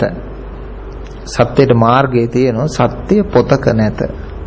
සත්‍ය කිසිම දේශනාවක නැත. සත්‍ය කිසිම දේශනාවක නැත. සත්‍ය කිසිම වචනයක නැත. සත්‍ය කිසිම පුජ්‍යලයක් ළඟ නැත. සත්‍ය කිසිම පුජ්‍යලයකට අයිතිද නැත. සත්‍ය තුල අසත්‍ය නැත. සත්‍ය තුල සත්‍ය හා සත්‍ය දෙකම නැත. එයයි සත්‍ය. එයයි ලෝක සත්‍ය. එයයි යථාර්ථය. ඔබ තෝරාගත යුතු සත්‍යයයි. ඒ සත්‍යයට පිවිසෙන හැම කෙනෙක්ම මනස්කාන්ත වූ, මනහර වූ, ඒ සත්‍යයේ නිවීම, සත්‍යයේ සැනසීම, සැහැල්ලු බව, මෘදු බව විඳිනවා. ජීවිතයේ යථාර්ථය කියන්නේ ගොඩාක් අය හිතනවා අපි මේ වයසට යන එක යථාර්ථය කියලා. ඒක යථාර්ථය නෙමෙයි. වයසට යනවා කියන්නේ උඩාර්ථයක්. ඒක පේන තියෙන දෙයක්. මේ ලෝකේ හැමදාම ඇස් දෙක අරලා බැලුවම වයසක මිනිස්සු පේනවා, තරුණ අය පේනවා.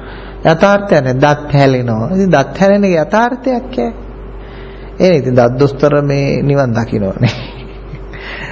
අපි කුණු වෙනවා. ඒ යථාර්ථයක් නෙමෙයි. අපේ ඇට තියෙනවා, මස් තියෙනවා, නහර. ඒක යථාර්ථයක් නෙමෙයි. වෛද්‍ය විද්‍යාව අඳුන ගන්නකොට ඔය සියලු ස්නායු පද්ධති අඳුන ගන්න. ඒක යථාර්ථයක් නෙමෙයි. ජීවිතේ හැම දෙයක්ම දුකට පෙරලෙනවා. ඒක යථාර්ථයක් නෙමෙයි.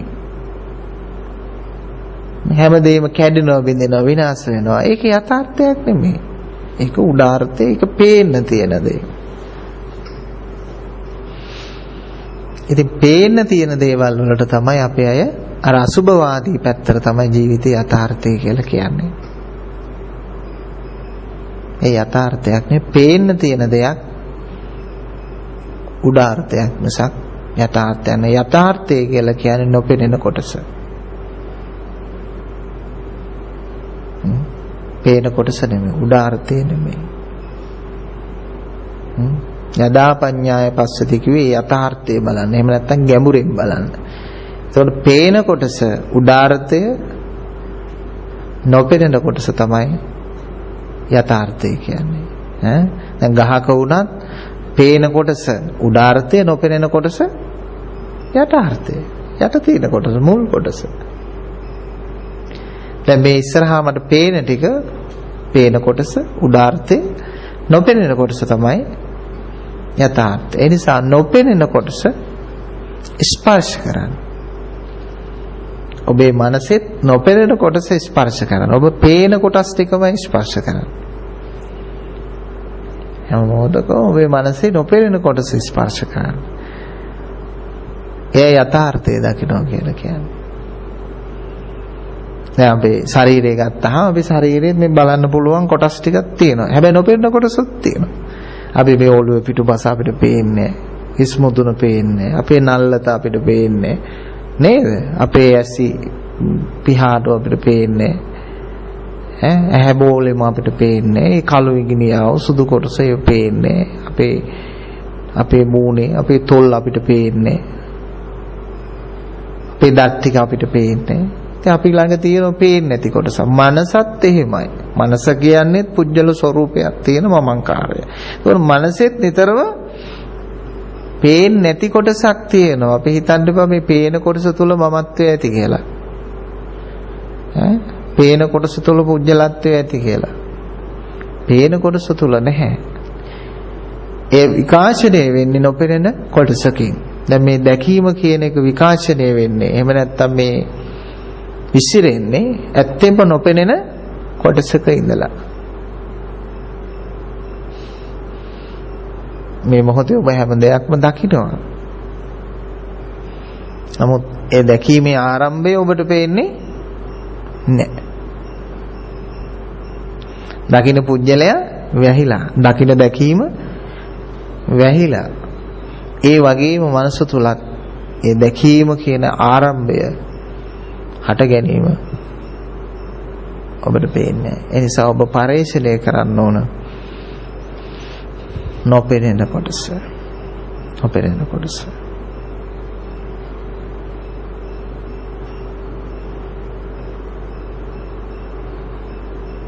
කොච්චර හැරුණත් ඔබට පිටුපස බලන්න පුළුවන් කමක් නැහැ.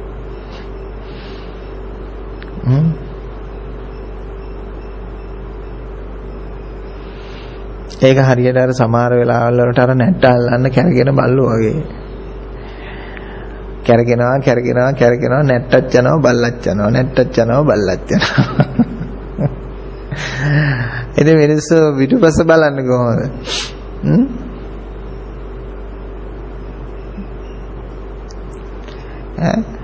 ඊට පස්සේ අපි හිතන දැන් ඔබට කිව්වහම පිටුපස බලන්න කියලා ඔබ ඍජුවම ප්‍රතිවිරුද්ධ දිශාව දිහා බලයි. එතකොට පිටුපස වෙන කොහාටද ඇවිල්ලා. ආයි නැවත කියනවා ඔබ පිටුපස බලන්න කියලා. ඔබ ආයි හැරිලා බලනවා අනිත් දිශාව. එතකොට පිටුපස තවත් දිශාවකට ඇවිල්ලා. ඇත්තෙන්ම සැබවින්ම අපේ පිටුපස අපි බලන්නේ කෙසේද?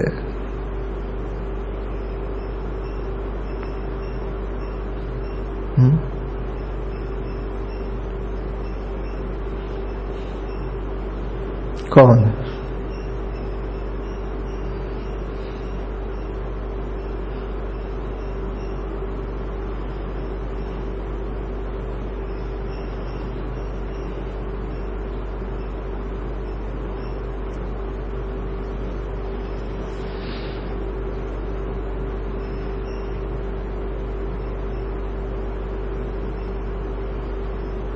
පුළුවන් කමක් නැහැ.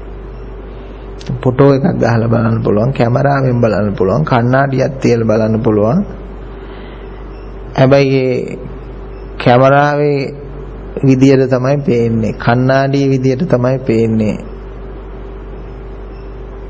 ඒක සත්‍ය නෙමෙයි. සමහර කණ්ණාඩි වලින් බැලුවහම ඔබටම පේනවා ඇති ඔබ ලස්සනට පේන කණ්ණාඩි තියෙනවා. සමහර කණ්ණාඩි තියෙනවා ඔබ අවලස්සනට පේන කණ්ණාඩි තියෙනවා. දැන් සමහර උදවිය ඒ අවලස්සනට පේන කණ්ණාඩියෙන් බලන්නේ. ලස්සනට පේන කණ්ණාඩියෙන් තමයි බලන්නේ.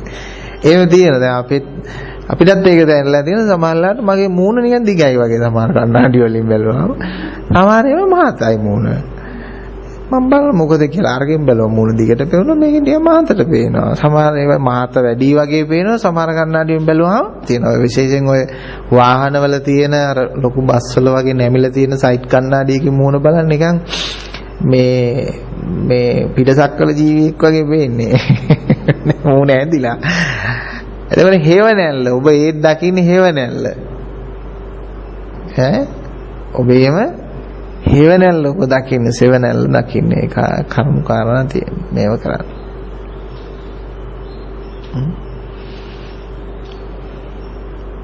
ඒකෝර මේ දැකීම කියන එකම නිසා තමයි අපිට පිටුපසක් නිර්මාණය වෙන්නේ. දැකීම කියන එක ආරම්භ වෙන්න නිසාම. දැකීම කියන පදනම තුලම තමයි දෘෂ්ටිය කියන පදනම තියෙන්නේ. දැකීම නිසාම තමයි අපි ලස්සන වෙන්නේ, අවලස්සන වෙන්නේ. දැකීම නිසාම තමයි අපිට ආලෝකය හා අන්ධකාරය නිර්වාණය වෙන්නේ. දැන් ඇස් අන්ධ අයට අන්ධකාරය කියන එක තියෙනවා. ඇස් තියෙන අයට ආලෝකය අන්ධකාරය දෙකම දකින්න පුළුවන්කම තියෙනවා. නමුත් නිවන කියන්නේ ආලෝකය හෝ අන්ධකාරය නෑ. ඇයි හේතුව? එයා ඇස උපාදානය කළා. නෑ ඇස කිව්වහම මේ මස්ස හැනෙමේ. උපාදාන හැක් වෙනවම තියෙනවා.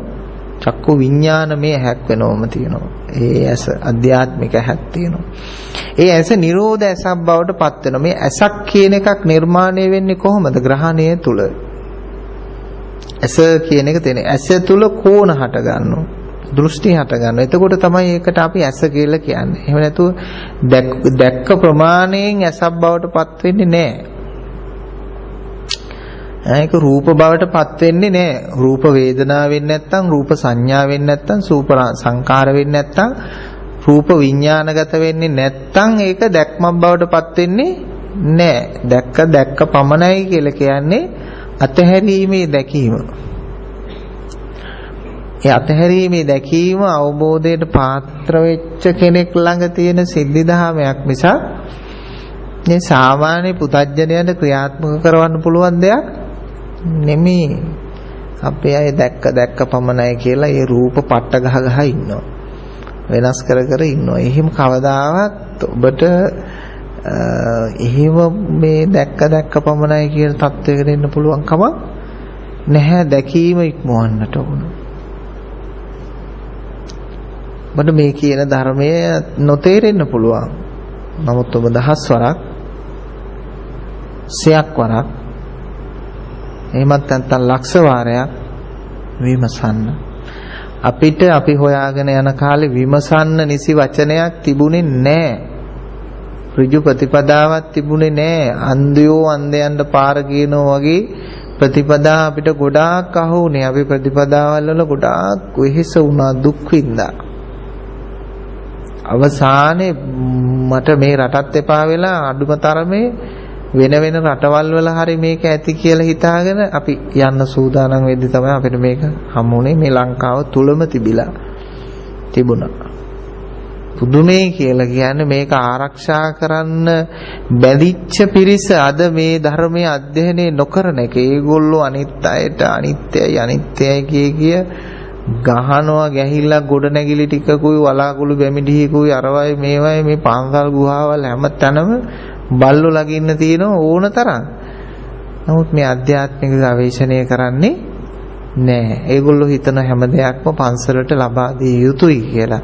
හැබැයි ඒගොල්ලෝ ලෝකයට යමක් ලබා දිය යුතුයි කියලා හිතන්නේ නෑ. ඒගොල්ලොන්ට ලබා ගැනීමේ තෘප්තිය පමණක් ගැන ඒගොල්ලෝ කතා කරනවා. නමුත් දන් දීමේ තියෙන මොනතරම් අපහසුතාවයක් තියෙනවද කියලා දීලම බලන්න ඕනේ. ඒක තමයි ප්‍රශ්නේ. එහෙම ගැටලුවක් තියෙනවා. ඒක තේරුම් ගන්න නැති ප්‍රශ්නේ. අපිට කාට වුණත් දීමේ වරුණාව කරන්න පුළුවන්, ලැබීමේ සන්තෝෂය ලබන්නත් පුළුවන්. හැබැයි දෙන්න ගිහිල්ලා තමයි බලන්න ඕන මොන තරම් අමාරුද කියලා. එහෙම දෙයක් තියෙන. හැබැයි මේ භෞතික අවශ්‍යතාවයන් අනුව ඒක සිද්ධ වෙන්න ඕන දෙයක්. ඒ ප්‍රායෝගික දෙයක්.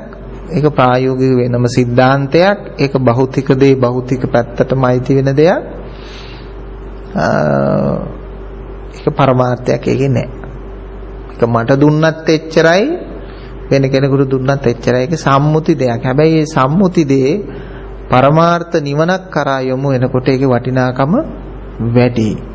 සම්මුති දේ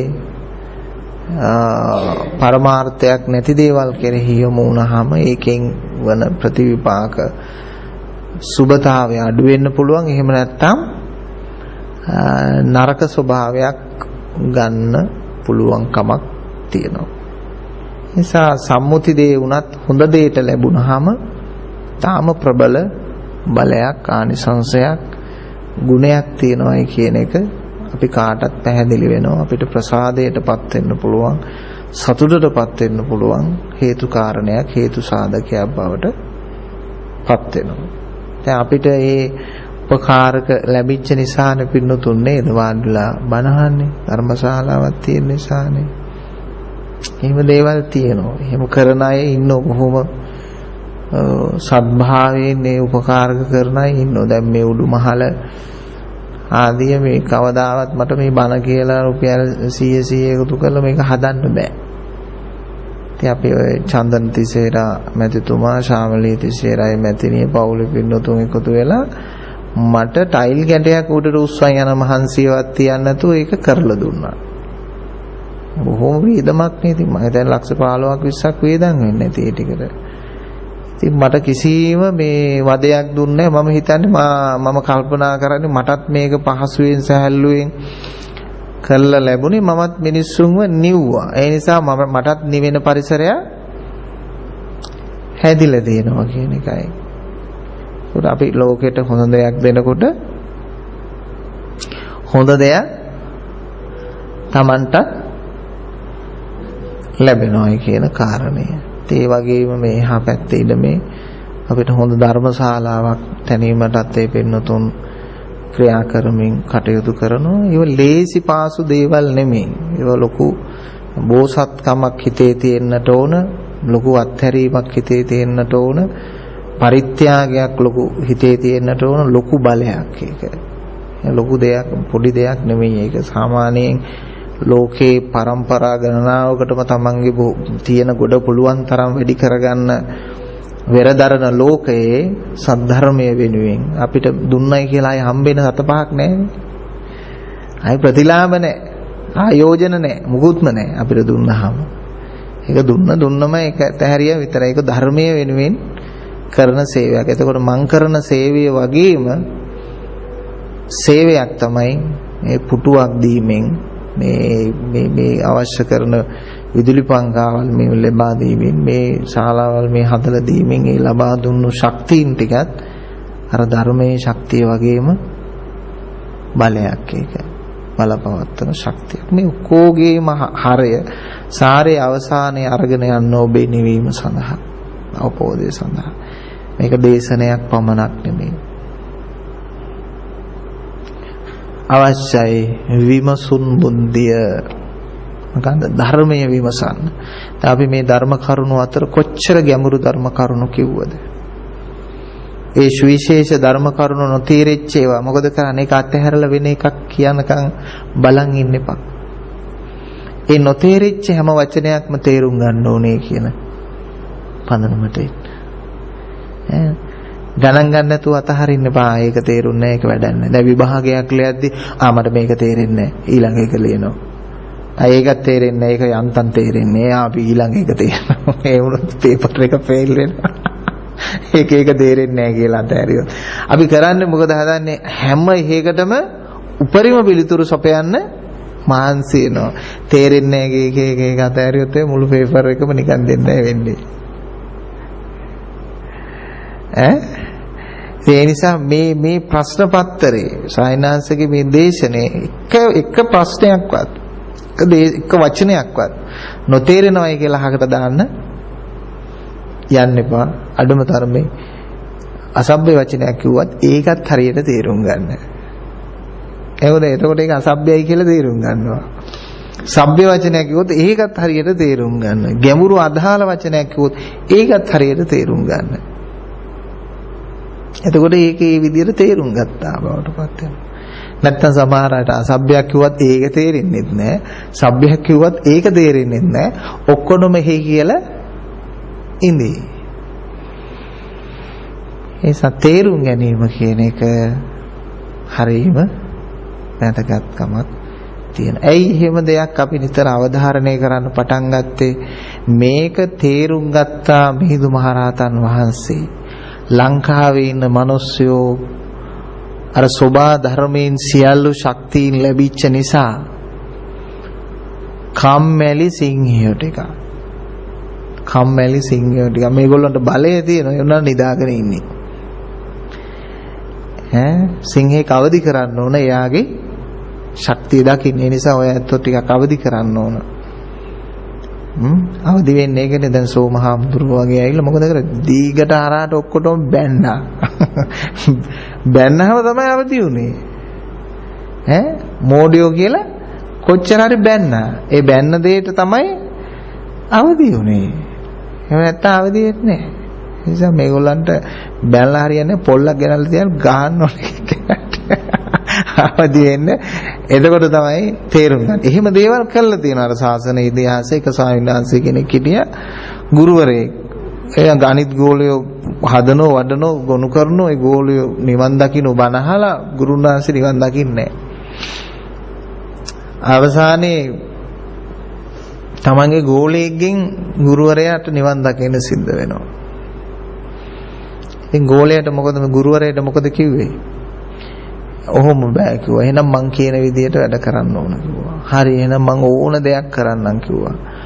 මඩවලක් පෙන්නලා කියන අර මඩවලේ උඩ පනින්න කිව්වා. එයා බොහොම ආඩම්බරේට ලස්සනට හිස බාලා සිවුරු පොරවගෙන හරි මෝස්තරේට හිටපු එක්කෙනෙක්. එයා කල්පනා කරා ගෝලයා කියන්නේ දැන් හරි වැඩේ වෙන්නේ. ඇයි? එයා තුල තියෙනා වූ අර තියෙන පුහු දේවල් යන්න අතන උඩ පනින්න කිව්වා. උඩ පැනනට පස්සේ එන්න කිව්වා. දැන් අපි ළඟට උනත් සමහරලාට ඇවිල්ලා ඉවරලා ඒගොල්ලෝ ළඟ දැඩි උද්දච්චකම් මාන්නකම් අරව මේ ඔක්කොම ඔලුවට තියාගෙන හිටියොත් එන නිවන් දකිද? නිවන් දකින්නේ නිවන් දකින්නේ සමහර ගිහියෝ ළඟ පදනමක් තියෙනවා මේ හාමුදුරුවෝ අපෙන් ජීවත් වෙන්නේ පිනට කන්නේ කියලා. මතක තියාගන්න අපි පිනට කන්නේ මම මේ ජොබ් එකක් කරන්නේ. සර්විස් එකක් මම කරන්නේ. මම මනෝවෛද්‍යවරයෙක්. මම මනෝවෛද්‍ය උපදේශකවරයෙක්. මෙහෙට මානසික රෝගීන් වශයෙන් ආපු කී දෙනෙක් නම් මනෝවෛද්‍යවරු සනීප කරන්න බෑ කියලා ඉන්නට දාපු අය. අපි සනීප කරලා තියනවාද? අපි මනෝවෛද්‍යවරු. නිසා අපි ජොබ් එකක් කරන්නේ. අපි අර අනිත් වෛද්‍යවරු වගේ මේ 4000යි 5000යි කියලා ටිකට් කඩන්න නැති එක විතරයි තියෙන්නේ. නලාවක් කරේ නැති එක විතරයි තියෙන්නේ. ඒ නිසා අපි ජොබ් එකක් කරන්නේ. ඒ නිසා පිනට කනවා නෙවෙයි. ඉතින් බුදුහාමුදුරන්ටත් කියයිනේ පිනට කන්නේ කියලා අර මේ නේද? අර බැන්නේ වසල සූත්‍රයේදී නේද? බුදුහාමුදුරුවෝ මම පිනට කන්නේ මම වගා කරගෙන කන්නේ මම ජොබ් එකක් කරලා කන්නේ කිව්වා. ඊට පස්සේ නිගා කරලා දුන්නු දේ මොකද කරේ? ආහාරයට ගත්තද? නෑ මම බන කියලා පහදවාගෙන ආහාර වේලට පහදවාගෙන මම ගන්නෙ නෑ. ඔබ මුලින්ම එපා කිව්වනේ. ප්‍රසාදය දැක්කුවනේ. ඒ නිසා මම මේක ගන්නෑ. මේක වතුරට හලන්න කිව්වා. ගිහිල්ලා මේ ජල පාරකට හලන්න කියලා කිව්වා. මොනවද සත්තු නැති තැනකට දාන්න කොහොමද කිව්වා. ඉතින් එහෙම තත්ත්වයක් තියෙනවා.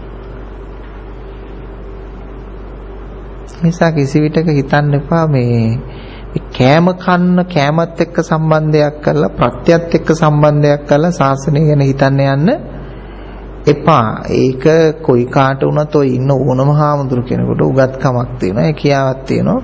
ඒ ජීවත් වීමේ යම්කිසි සම්ප්‍රදායක් අවශ්‍ය කරනවා නම් බණ කියන්න උවමනාවක් නැහැ. ඒගොල්ලන්ට බිස්නස් එකක් කරලා වැඩේ කරගෙන යන්නත් ව්‍යාපාරයක් කරලා කරගෙන යන්න පුළුවන් කමක් තියෙනවා.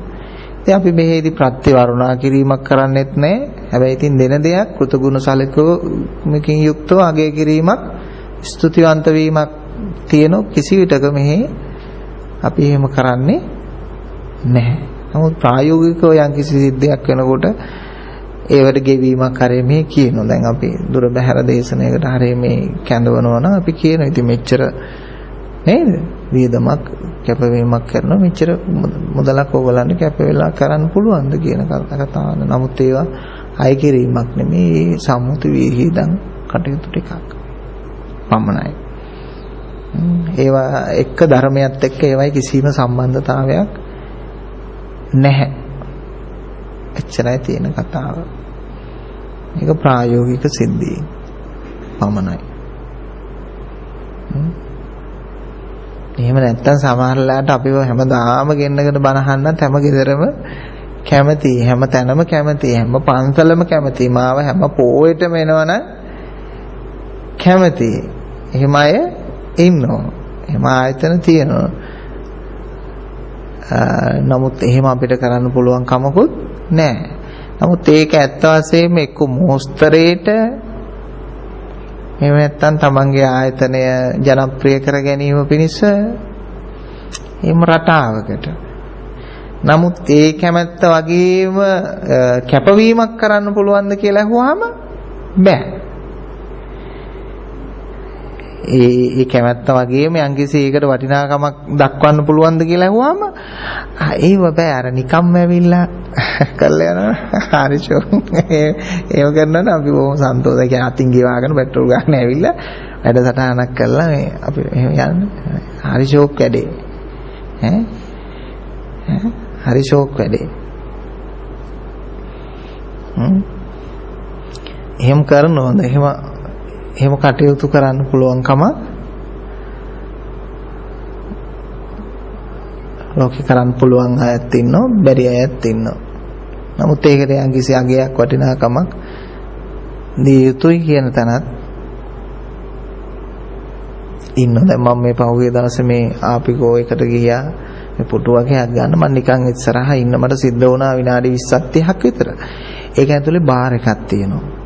මිනිස්සු හූ ගාලා එතෙන්ට යනෝ රෙද්ද පල්ලේ හංගගෙන එළියට බෝතල් අරන් යනවා. ඉතින් මං ඇහුවා මෙතන තියෙන අඩුම රක්ක බෝතලේ කීයද කියලා. අන්තරනේ අඩුම එක තියෙන්නේ 1300යි කිව්වා. මට ගන්න නෙමෙයි මං ඇහුවේ. ගාලා කීයද කියලා. එතකොට මං ඉද්දිම එතෙන්ද 30-40ක් ඇවිල්ලා ගියා වේගෙන් ඒ විනාඩි 20ට.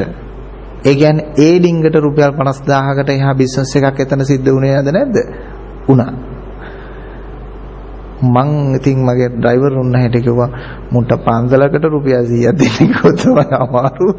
මේ පිරිමි කියන කට්ටිය මේ බාර් කොච්චර පෝෂණය කරනවද? ඒ වගේම තමන්ගේ සල්ලි ටික කෙලින්ම පිට රටවල් වලට පටවනව නේද? මොන තරම් අසරණ මිනිස්සු දුක් විඳිනවද මේ වළං හොදනවද මේ සල්ලි ටික ආයේ මේ රටට ගේන්න? විනාශයක් නේද තමන්ගේ යාළුවට කරන්නේ, තමන්ගේ මිත්‍රයට කරන්නේ? ඇයි මිනිස්සුන්ගේ ජීවිතේටම මිනිස්සු හානියක් නේද? තමන් ලබාගත් ශරීරයට අපරාධයක් නේද? තමන්ගේ දැන් අපි මේ ශරීරේ ජීවත් වෙනකොට අපි මේ ශරීරයට මේ ගෞරවයෙන් ජීවත් වෙන්න ඕන ශරීරය තුල.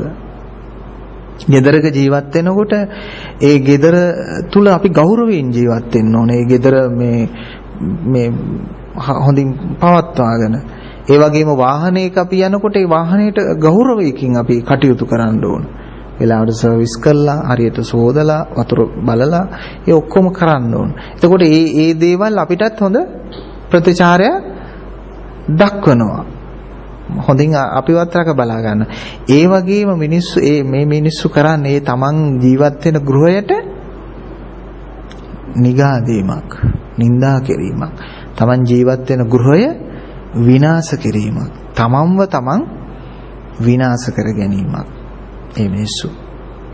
ඒකට බලන්න දැන් එවැනි මිනිස්සෙකුට ළඟට ගිහිල්ලා කිව්වොත් එහෙම මේ බණ පොතක් දීලා මුද්‍රණ වේදමට රුපියල් 50ක් දෙන්න කියලා කිව්වොත් එහෙම මොකද කියන්නේ? ධර්මයේ විකුණම් කරනවා. බුද්ධ රූප විකුණම් කරනවා කියලා අන්න බහිනවා. මේ කසිප්පු විකුණම් කරන බොරවට වැඩිය හොඳ නැද්ද? බුද්ධ රූපයක් විකුණනවා. අර ධර්මයේ විකුණනවට වැඩිය හොඳ නැද්ද මේ ධර්මයේ අනිත් කෙනෙකුට විකුණුනේ කාලේ විකරන එක? ඒක මහා හොඳ දෙයක් පින්කම. ඉතින් අන්න එවැනි චින්තනයක් තමයි තියෙන්නේ. ඒ කියන්නේ ධර්මයට තමයි ආය කරන්න හොඳ නැහැ, මුකුත් හොඳ නැහැ. අධර්මය ඕකේ, ඒකට කමක් නැහැ.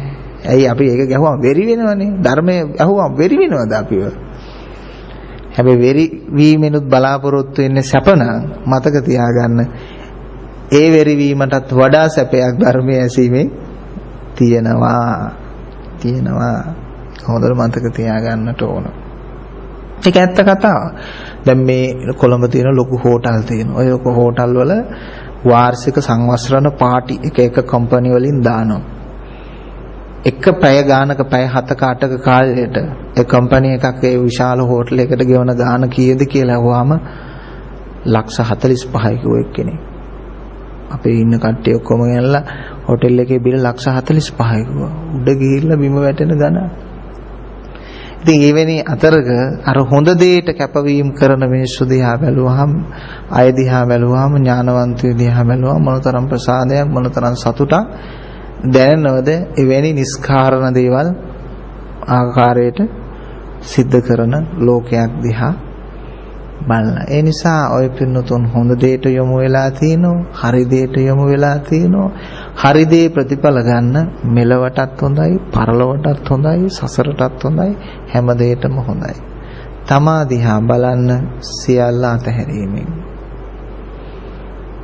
ඔබ ජීවිතේ හරය හැටියට ගන්න අතහැරීම. ඒක තමයි ධර්මයේ ප්‍රතිඵලය. භෞතික වශයෙන් නෙමෙයි, භෞතික වශයෙන් අතාරින්න ගොඩ හිඟන්න වෙනවනේ. අධ්‍යාත්මික වශයෙන් සියලු සංස්කාරමය චේතනා දෘෂ්ටි අතහරින්න. මේ අතහැරීම භෞතිකවාදී ක්‍රමයට අරගෙන තමයි මේ රටට මේ විනාශය වෙලා තියෙන්නේ. භෞතිකවාදී ක්‍රමය තුල නිර්මාණශීලී වෙන්න, දීර්ඝකාලීන පැවැත්ම සඳහා භෞතික අවශ්‍යතා සඳහා ව්‍යාපාර කරන්න, ආයෝජන කරන්න, ඒ කටයුතු කරන්න. මනසින් සියල්ල අත්හල දර්ශනය දකින්න. භෞතික දේ භෞතික දෙයක් හැටියට පරිපාලන හා ක්‍රමවේදයක අනුව සිද්ධ කරන්න. නිකම් බොරුවට අර්ග තණ්හාව මේක තණ්හාව අර මෙහි කියන්න ඕනේ නැහැ. මම කියන්නේ බන වෙනමයි, ගනුදෙනු වෙනමයි, හිතවත්කම් වෙනමයි කියලා කියන්නේ. දැන් අපි මොනවා හරි ආයතනයකට මේ මුදලක් දුන්නා, මේගොල්ලෝ සමහරලාට බිලක් නිකුත් කරන්නේ නැතුව ඉන්නවනම් සැකදේව මේ වැඩක් නැහැ. මට මේකට බිලක් දෙන්න.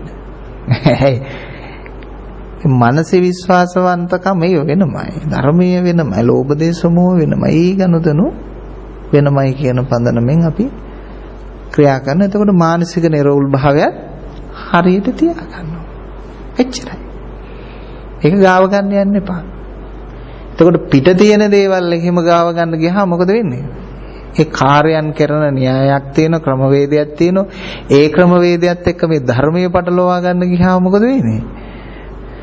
අක්‍රමවත් වෙනවා. එහෙම අක්‍රමවත් භාවයක් ඇති කරගන්න එපා ධර්මයේ තුලින්.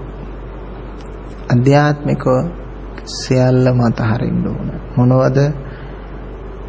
ඇසට සහ ඇසට ගෝචර වන සියල්ල, කන සහ කනට ගෝචර වන සියල්ල, කනට ගෝචර වන සියල්ල වචන, ශබ්ද, නාසය සහ නාසයට ගෝචර වන සියල්ල, දිව සහ දිවට ගෝචර වන සියල්ල, කය සහ ගයට ගෝචර වන සියල්ල, මන සහ මනට ගෝචර වන සියල්ල අතහරින්න. දැන් බලන්න, එසේ අතහැරීමක් කළාට පස්සේ ඔබට පිළිකුල් කරන්න හරි, ඔබට භාවනා කරන්න හරි අරමුණක් තියේද? දෘෂ්ටියක් තියේද? එතකොට වීරිය ඔබ යොදවන්න ඕනද නැහැ? වීරිය යොදවන්න ඕනේ. මේ තමයි નિરાයාසේ නිර්වාණය. විපූර්ණ නිදහස කියන පොතේදී සඳහන් කළා. මොකද්ද කියන්නේ? નિરાයාසේ නිර්වාණය. નિરાයාසේ නිර්වාණය. නිවන් දකින්න තමයි ආයාසය ඌවමනාව නැත්තේ. නිවන් දකින්න පුළුවන් නිකන් ඉඳලා. ඒක නිකන් ඉඳලා කිව්වහම අර කට්ටිය හිතන්නේ අර පරණ අපි හිටපු විදිය නේ, නිකන් හිටියේ ඒ විදිය වෙන්නේ තියලා නෑ. ඒ විදිය නිකන් හිටියව නෙවෙයි, ඒ විදිය වැඩ කරනවනේ හැමදාම. චින්තාමය වශයෙන් වැඩ කරමින්, ලෝභ ද්වේෂ මෝහ ක්‍රියාත්මක කරමින් හිටපු තැන නිකන් ඉඳීම කියන්නේ කොහොමද? එතකොට මේ නිකන් ඉඳීම කියලා කියන්නේ වෙනම එකක්. හරි ගම්බීර කාරණයක්. මනස මේ හැමතිස්සෙම දුවන්නේ ඇයිද කියන ප්‍රශ්නේ ගොඩනගන්න. තණ්හාය ජායති සෝකෝ. තණ්හාව නිසා. තණ්හාව කියලා කියන්නේ මොකද්ද? මෙසේ වේවා මෙසේ නොවේවා කියන පදනම.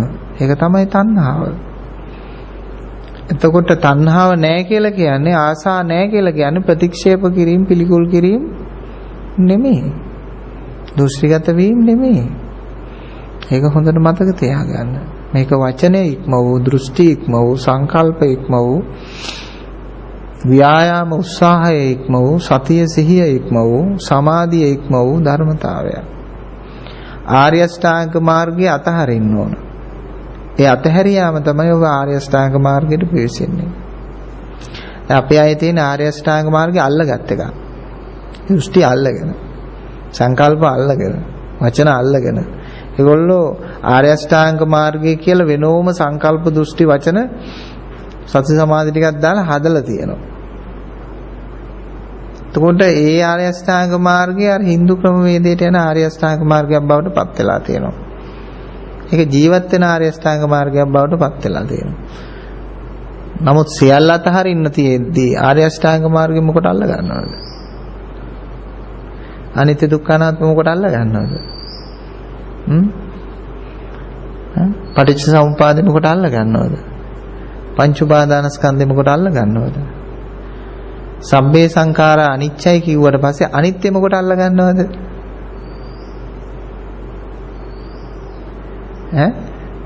සබ්බේ සංඛාරා අනිච්චයි කිව්වම අනිත්‍ය මොකට අල්ල ගන්නවද?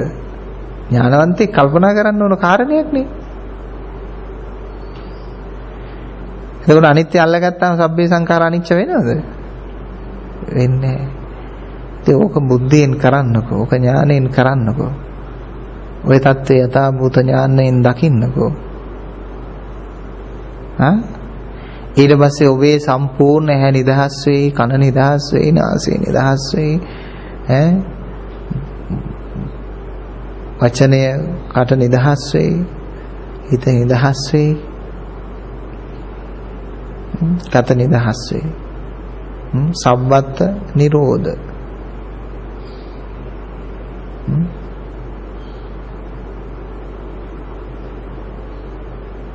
සියලුම මනෝ සංස්කාරකයන්ගෙන් කාය සංස්කාරයන්ගෙන් විනිර්මුක්ත වූ නිදහස් වූ අපූර්වත්වයේ නිර්වාණය මාර්ගය ඔබ තුල විවෘත වේ. ඒ තුල ඔබ අවේදී තත්ත්වයක් ඔබ තුල කිසිම ප්‍රෙෂර් එකක් දෙන්න ඕනේ නැහැ. දැන් හැම දෙයකටම අපි ප්‍රෙෂර් එකක් දෙන්න ඕන.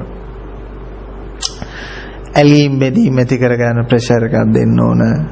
ආදරය කරුණාව හිතේ රඳව ගන්න ලොකු බලයක් දෙන්න ඕන. වෛර කරන්න දෙන්න ඕන බලයක්. ප්‍රවේදනය කරන්න බලයක් දෙන්න ඕන. පිළිකුල් කරන්න බලයක් දෙන්න ඕන. ආශාව ඇති කරන්න හිතේ බලයක් දෙන්න ඕන. දැන් මේ බලේ નિરાයාසයෙන් ආසාවල් ඇති වෙනවනේ කියලා කියනවා. ඒ નિરાයාසයෙන් ආසාවල් ඇති වෙන්නේ නැහැ. ආසාවට මේ බලයක් දුන්නට පස්සේ අධ්‍යාත්මය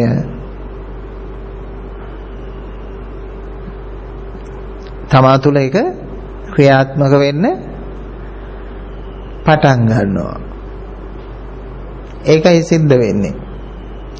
નિરાයාසයෙන් බලයක් දීගෙන තමන්ම ඒක සිද්ධ කර ගන්නවා.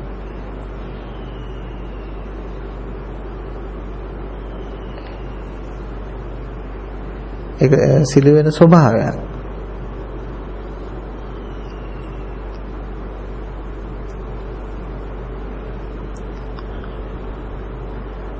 තමාගේම තියෙන බලය තමයි ඒ තුල ක්‍රියාත්මක වෙන්නේ. වෙන දෙයක් නෑ. තමාම දුන්නු ඡන්දය තමයි එතන ක්‍රියාත්මක වෙන්නේ. ඒක ක්‍රියාත්මක නොවන අවස්ථාවක් හැටියට දැක්කට ඒ අවස්ථාවේදී සමහරලාට ඔබ ඒකට ඡන්දය නොදී තියෙන්න පුළුවන්. නමුත් යනවා නියුට්‍රල් එක. දැන් අපි භෞතික ඡන්දය කියන එක අපි භාවිතා කරනවනේ දේශපාලනයේට. දැන් අපි මෙහෙදී එක දවසක ඡන්දේ දෙනවා. දුන්නට පස්සේ එක මොහොතකයි ඡන්දේ දෙන්නේ. හැබැයි ඒක අවුරුදු 6ක් දුවනවා. දැක්කනේ? ඒ වෙලාවට සමහරලාට අපේ මනසේ සමහර දේවල් එක සැරේයි කරකවන්නේ. ඒකේ කරගෙන වේගයේ හැටියට නිව්ටල් එකේ යනවා. එතකොට කියනවා දැන් මම කරකවන්නේ නැහනේ. කරකවන්නේ හැබැයි ඔබ මීට දවස් කීපයකට කලින් කරකැවුවා නේද? ඔව් කරකැවුවා. එහෙනම් ඔය යන්නේ දැන් නිව්ටල්. ඔය යන්නේ දැන් නිව්ටල්. නිව්ටල් යන්නේ. හැබැයි ආයි කරකැවුවොත් ආයි නිව්ටල් එක ආයි බල සම්පන්න වෙලා යනවා. ඒකයි හේතුව. තමම දුන්නු ජවය තමයි තමා තුළ කැරකෙන්නේ. බලය තමයි කැරකෙන්නේ.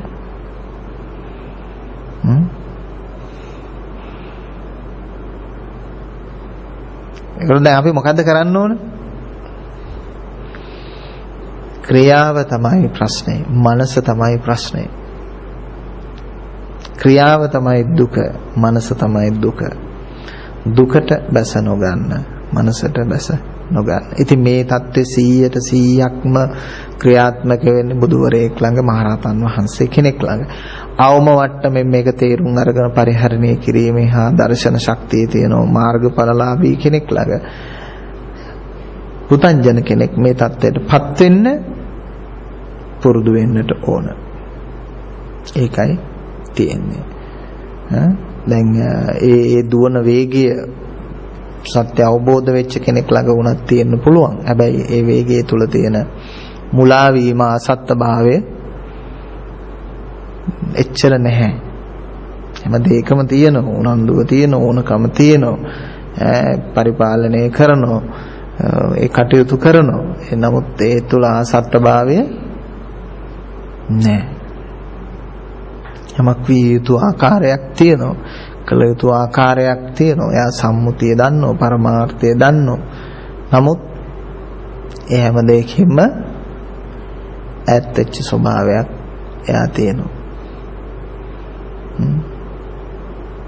එයාට අතහරින්න බැරි දෙයක් ජීවිතේ නෑ. මොකද තමාව අතහැරපු කෙනෙකුට අතහරින්න බැරි ලෝකයේ දෙයක් රූපයක්, ශබ්දයක්, ගන්ධයක්, රසයක්, වේදනාවක් නෑ. එයාට අතහරින්න පුළුවන්. අතහැරීමේ වේගය අතහැරපු කෙනෙකු ළඟ තියෙනවා වැඩි.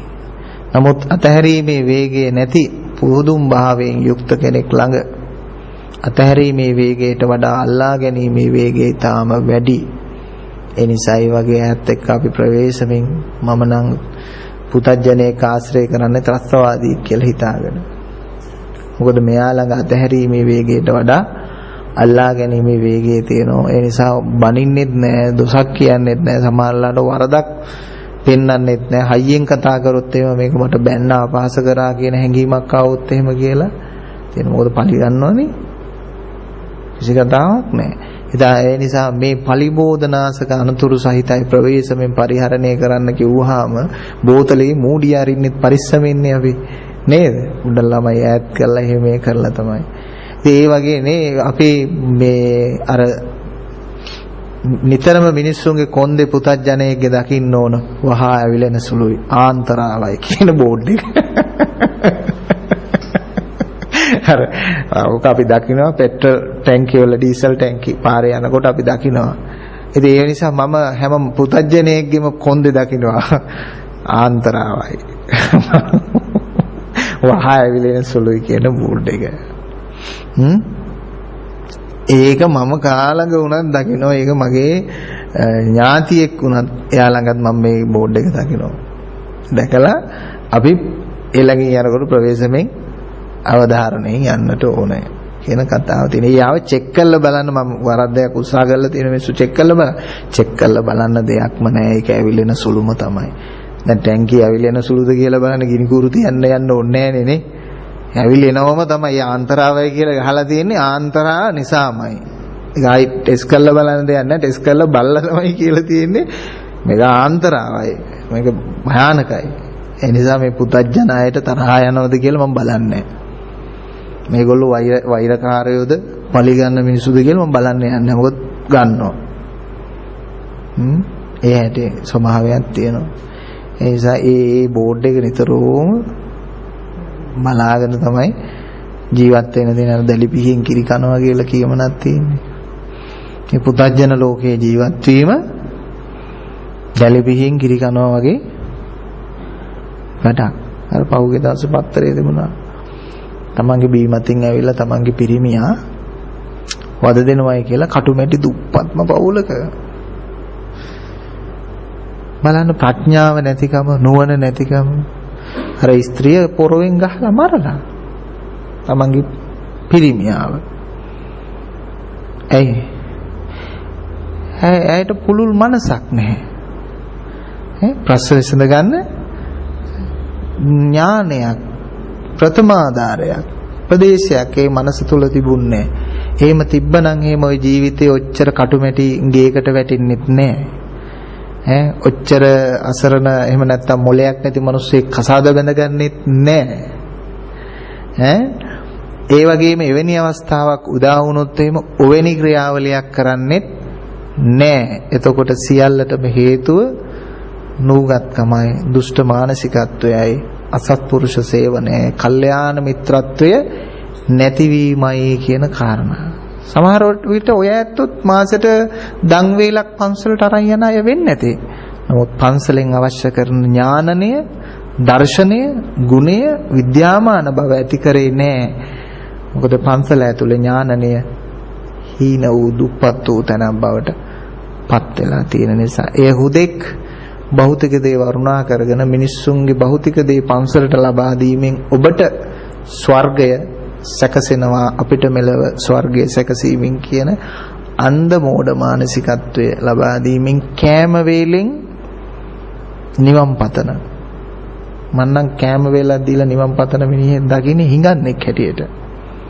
කෑම වේලක් දීලා නිවන් පතන්න එපා. කෑම නිවන් දකින්න දෙන්න එපා. කෑම බඩ පිරෙන්න දෙන්න හාමුදුරුවන්ගේ. නිවන් දකින්න එක ඔබ වෙනම කරගන්න. සතෙකුට කෑම දෙන්න ඒ සතාගේ කුසගින්න නෙවෙන්න කියලා හිතලා දෙන්න. ඒ විදියට හිතලා දෙන්න. එහෙම කරලා දෙන්න. අපි සතෙක් කෑම කනකොට මම දන්නවා සමහර දවස්වල මේ බල්ලට මේ කෑම දුන්නාම මේ විදියට මේ සතා කන්නේ නැහැ කියලා.